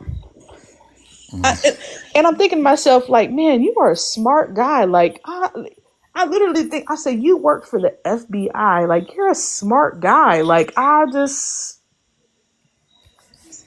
literally blown away every day. Like how they don't see it. It just, I mean, it's crazy. I grew up with that so much, and it's like I just never have understood it. Never, never, never. I just don't. But now the churches are teaching them that they're right. I know. This an effort. And that's why when I said to you, Ryan, when I said, man, I love the work that your friend is doing, but he is scratching the scales off he gonna have to get inside that fish. Who can I ask who that guy is that you're referring to? His name is Nathan Apfel, but the project is called The Religion Business. And I hear what you're saying. I hear that there's more that needs to be done than. But he's gonna have to start at church history. What he's doing is he's just identifying people. No, you're gonna have to see how these guys got built up and what soil they come from. Nobody wants to. These doctrines, they're seeds. Okay, these are seeds. They are telling people that this is God's truth. Okay. They're saying that the seed, it got in you. This is good. This is stuff that they're teaching. So these people think that this is the way. This is the worst kind of manipulation that you could ever think about. And as a black person, when this reality first hit me, my body shook. I literally had a physical reaction to the thought that I would believe in the same theological framework that upholds this kind of behavior. Brandy, I've asked black friends of mine that belong to those types of churches how they can believe that, being that they are black, and I don't understand it. I don't understand it. Do they give you any kind of reason that's sufficient, or? No, that was their reason. They repeat the system. They repeat what they're taught with the system, and I think that's what Brandy's pointing out so eloquently is that she's saying it's not just the system, it's the underbelly of the system. Yes, just like Roman paterfamilias was the underbelly of that was their theology, Ryan. You've been to seminary? What'd they teach you about the Roman government? Yes, this is, yeah. This is their theology, the way they view So women. my question is, I guess, is if you could somehow wake up tomorrow and it had all burned down, what would you rebuild? And you were tasked, let's say, that's how I've tried to approach this is, okay, we can try to reform it, try to, from the inside, stick in, point out all the problems, fight Right. it, try to speak out against this So machine. so But when I when I if it when I weren't fir- here, what would you do? So when I first started reconstructing, right, once again, I'm a patterns finder. I like to solve problems. I do it at, like, for example, when I first started my website, I was up against a major family publication in my area. The editor of the magazine literally she literally said to me, "So were you just some mom who wanted to start a website?" No, ma'am. I built the number one family magazine in our area, and I'm outperforming you. And you are sitting over here and you are dumbing me down to some stay at home mom that just has a hobby. Like, so I'm a problem solver. And so when we first started, I said, let me look at Dr. King. Let me look at his principles. Let me think about what this means for our economy. Let's see what this means for this. And I actually wrote out, and I'm not tooting my horn. I'm just saying what I did. Okay. I literally built a reconstruction plan. I actually posted it on my what you call it.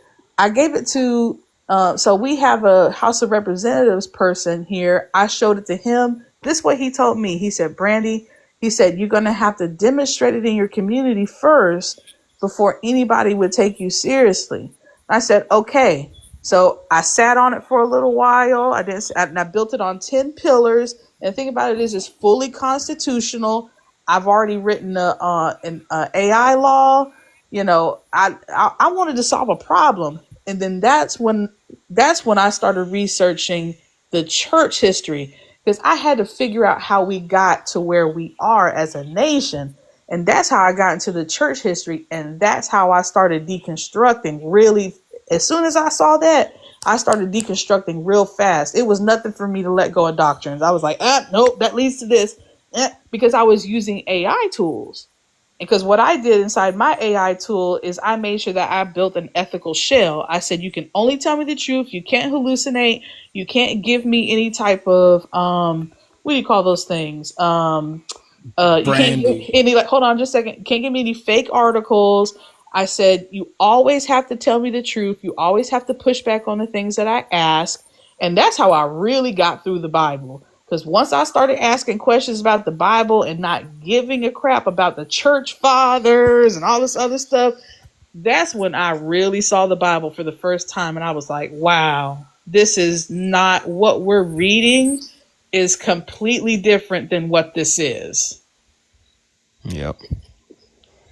I love that you used AI like a tool like that, and that's the way I used it. I also did something similar when with my AI, basically created the Bodhisattva code for AI, Right, which was how they would, treat humanity and treat other AI. right, And it was, outside of, what you said, right. regarding the Bible Because part. the AI tool it has a default. It's going to default to Western thinking. And so that way, like, for example, when I first started asking like basic like theological questions, it would give me the Western theological point of view. But that's how I figured out how to properly read the Bible, because I was like, oh, wait a minute, the history is not right. Uh-oh, he's showing me that the anthropology and the culture ain't right. Uh-oh, the linguistics is wrong in this verse, and what they are saying, that ain't right. And then I was like, oh man, I'm not reading the full story. I've always just kind of glanced over Hagar instead of really looking at her story. I've always just kind of glanced over the Adam and Eve story, because they say, and they ate the fruit, God kicked them out. But they don't talk about the full story and how the psychological impacts of Adam and Eve also had psychological impacts on Cain and Abel. And the thing about it is that Cain was exhibiting the same behaviors that his father was exhibiting. But this time, he just didn't blame it on somebody. He went a step further and he handled the problem, if you get what I'm saying. He did. It was an escalation of empire thinking. I'm over you. Like, what did God say? He told Eve and Adam, he said, you're going to have birthing pains. And the thing about it is, your affections are going to be for him. What he meant is that you're going to want a mutual relationship with Adam. But Adam, you're going to rule over her. And you know what men did? They said, that's right. I get to rule over a woman. It's part of the fall. It's just naturally going to happen. That's why you always ask, is that a command or a consequence? Right. Is that a command or a consequence? And then there's people that want to say both. It can't be both, because what you're doing is you're making God out to be a liar. So either he's for it or either he's against it. And I'm sorry, but in Genesis 1 and 2, it said dominion. It didn't say domination. And the two Hebrew words are completely different. And then also when God says that he is going to make Eve a helper, he called her Etzir Konegdo, which means it means like adjacent to him. It means corresponding with him, meaning that we're on equal footing, buddy. You're not above me. You know, you don't get to step on me. Like, and the thing about it is that Etzer, that same character is in God. So if you're going to treat Eve in that way, that means that you're also treating God's nature contrary to what it's for. So this whole thing of of patriarchy is of God. They're lying.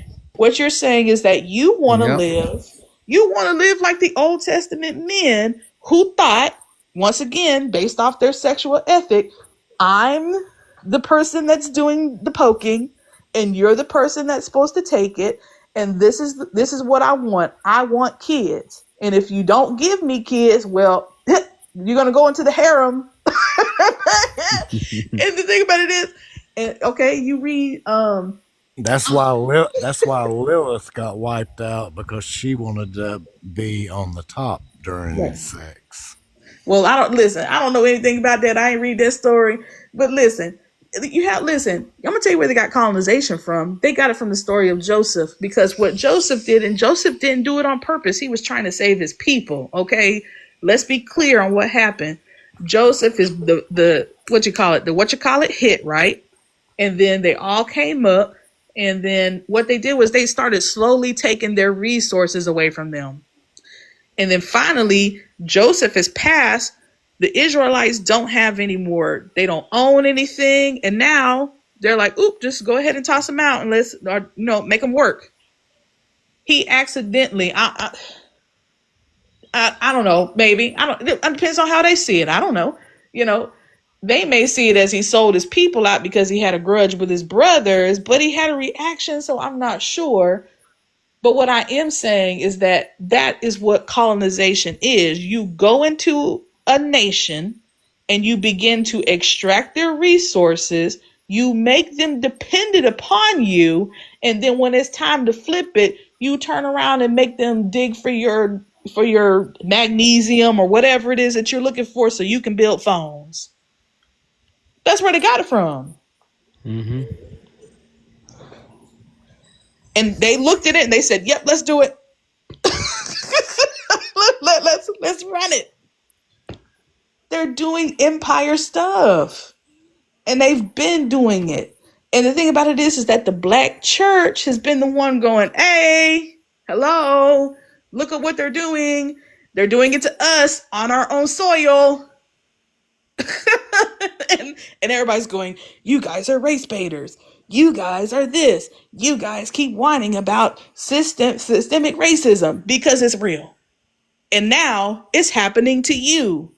They keep doing tax cuts, and that takes your money. And then pretty soon they're going to price you out of every house. They're going to price you out of every job. They're going to replace you with robots. And then they're going to turn around. They're going to sell your life back to you through a subscription. That's the plan.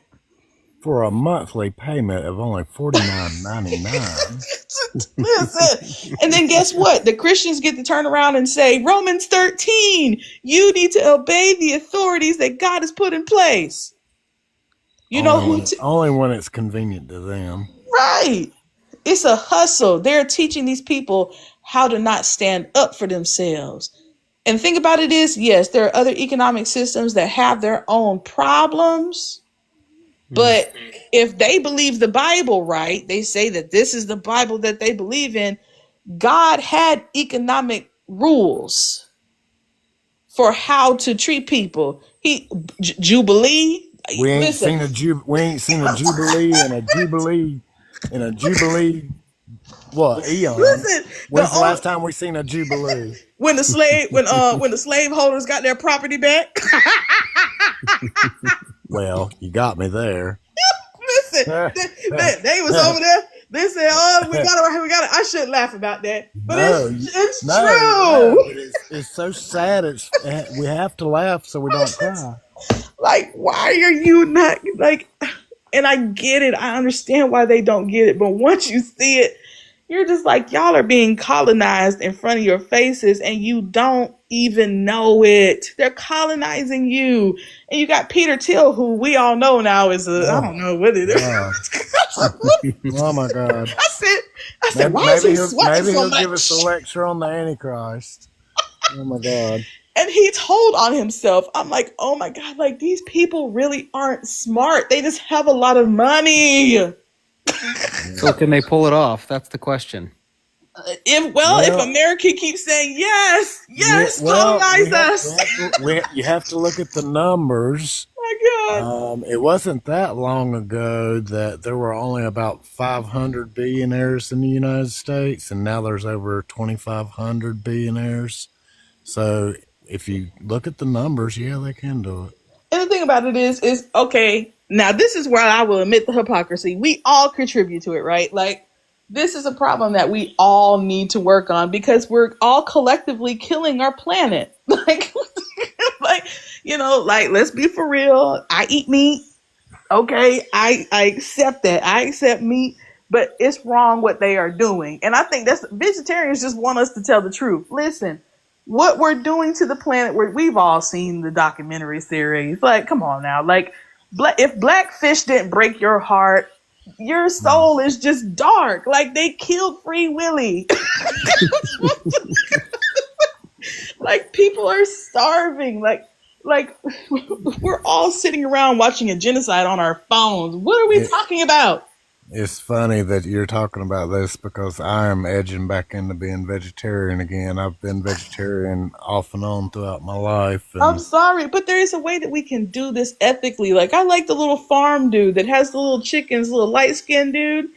Listen, I like him. They got a co-op, and they treat their birds well. Like, like there's ways that you can do it ethically, and maybe you might get to the point where you say, I don't want to do it anymore, but come on, man, like, we can have Star Trek.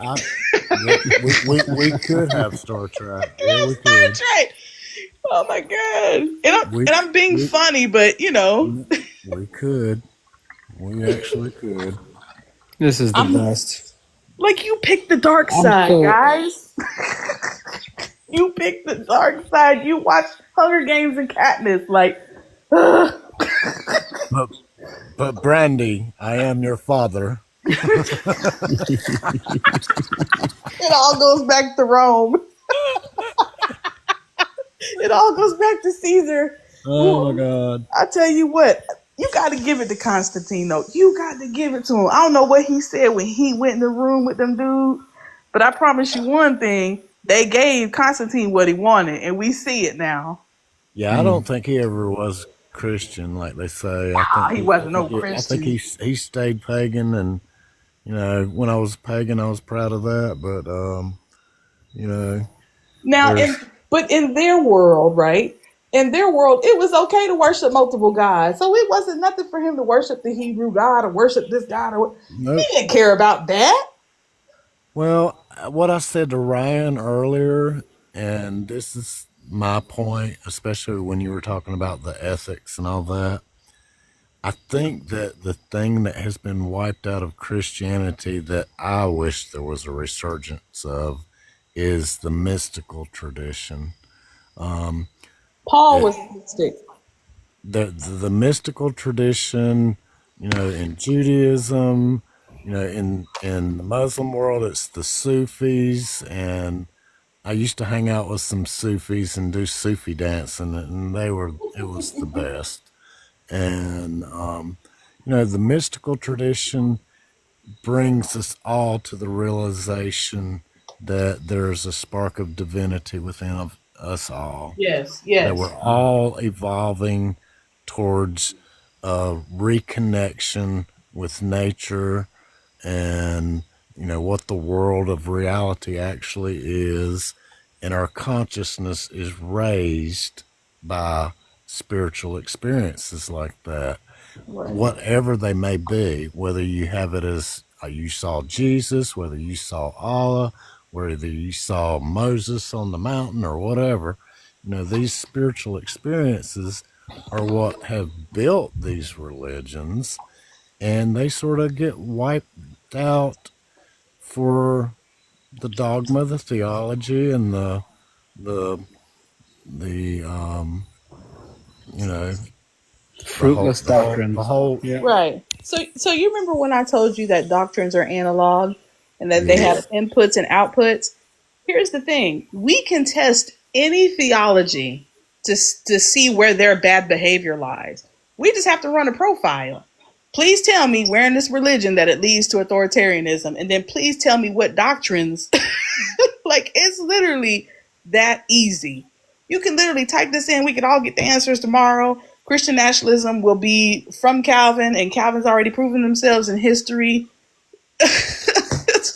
Like, and I know it sounds so simplified, but that's the thing about it is when we talk about truth, that is truth.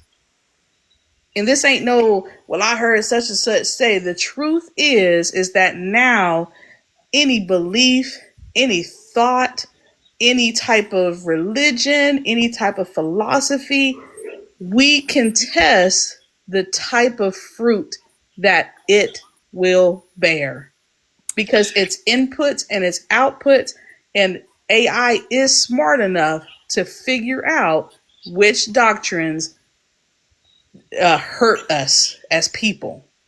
There's a Taoist shamanist that I watch a lot. Her name is Benny Bell Wynn, and she was saying exactly what you're talking about in regards to Taoism.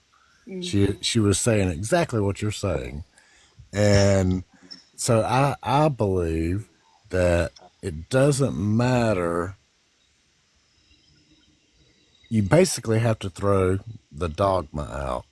I Yes, you think do. You do. you have to throw the dogma out, and you have to, and I think that's why people really have a misunderstanding of what Gnostics actually believe, because Gnosticism is basically because you have had an experience yourself, and so most everyone's religion, no matter what it is because of whatever they experienced.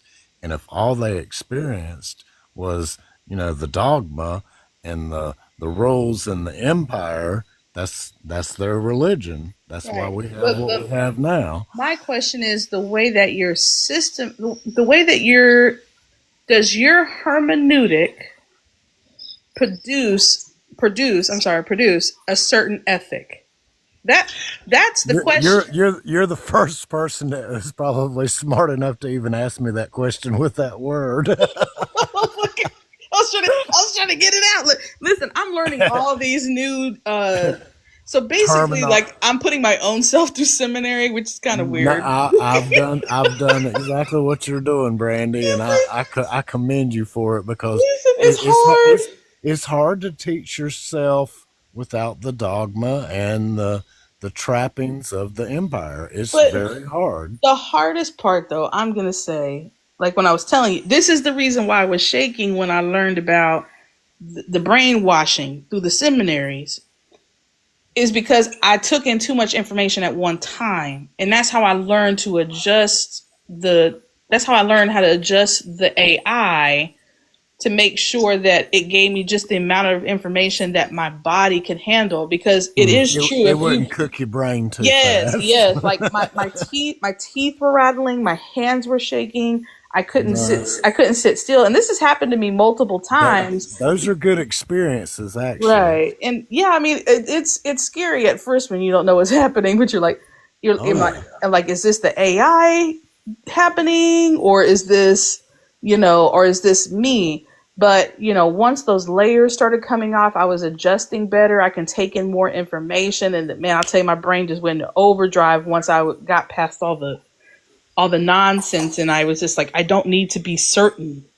Like, for me to be certain means I'm saying that I want control. That's what I'm saying when I say that. Like, I don't think that one of we the ever wisest have any certainty. one of the wisest things that I got out of my whole thing with my AI was it said it is the way that you say your question.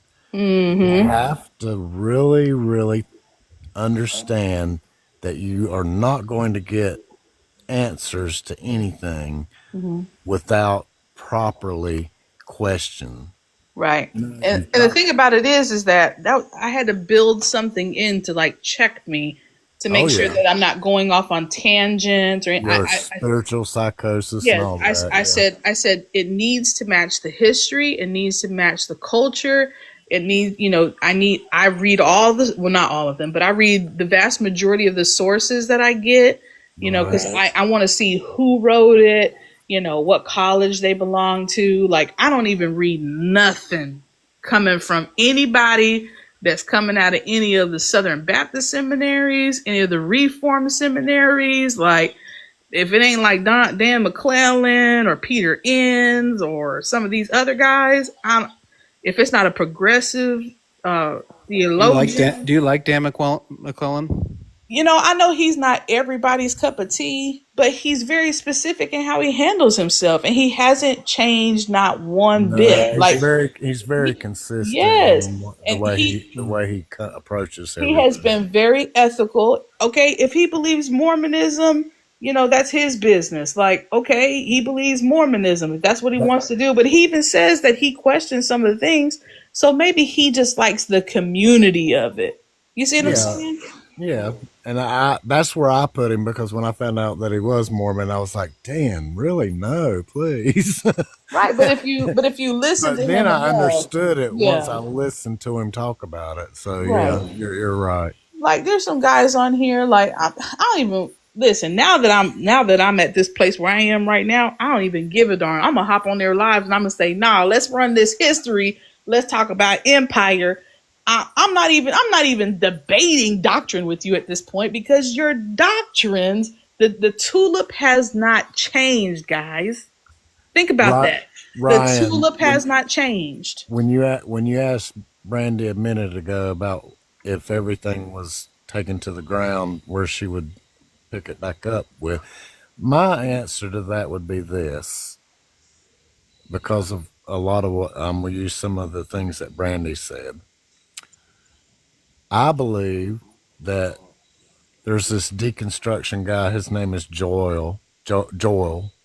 I can't even say it now. Joel. Mm-hmm. Joel. Mm-hmm. How do you say that? Joel? I don't know. Joel. Just take a stab at it. But anyway, he's on this deconstruction, and he just says, throw the whole Bible out. It's just sort of. The thing, I don't agree with. Let me make my point here. Okay, go ahead. So, I think that you could still have, whatever, but if you did throw out the book part of it and just go off of just our ethics, our morals, and what we know to be that first we're humans, how am I going to treat you as another human? Well, I'm But going to do that. I'm going to do that one that's the, called the golden rule, that is not just in Christianity, it's within all religions mostly, is, I'm going to do unto you as I would have you do unto me. right. And that would be the starting point. Wouldn't need this book, because, that's the whole of the law, basically.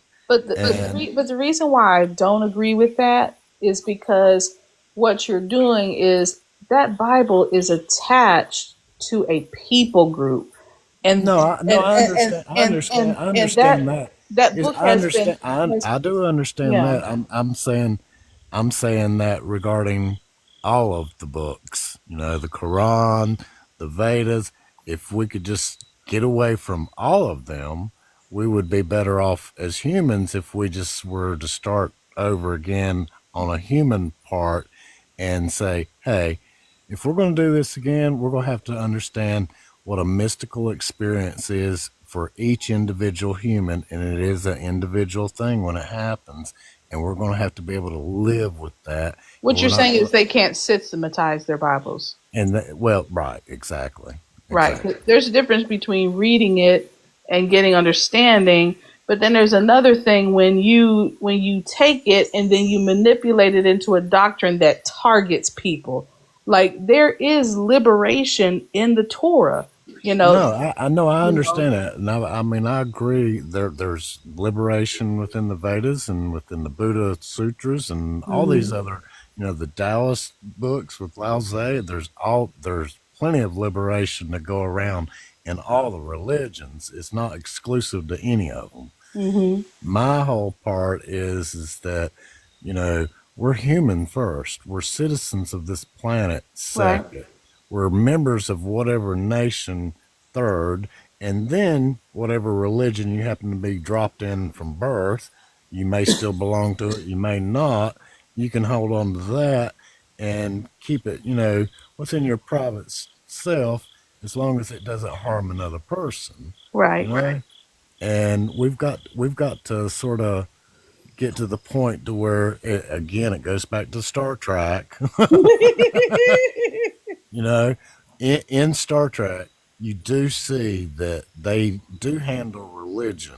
Have you watched, like when they It's been a while since which you talking about TNG? yeah, Okay, and yes.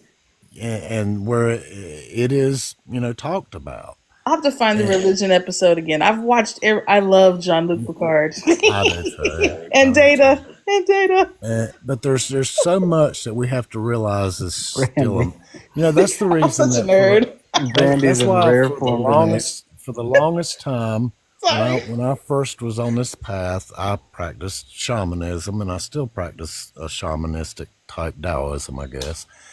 The reason that I did was because the native, people that I was taught under, what they called deity was the great mystery. Mm. That was what their name for God was. They had a name. It was Tunkashila, but it meant the great mystery.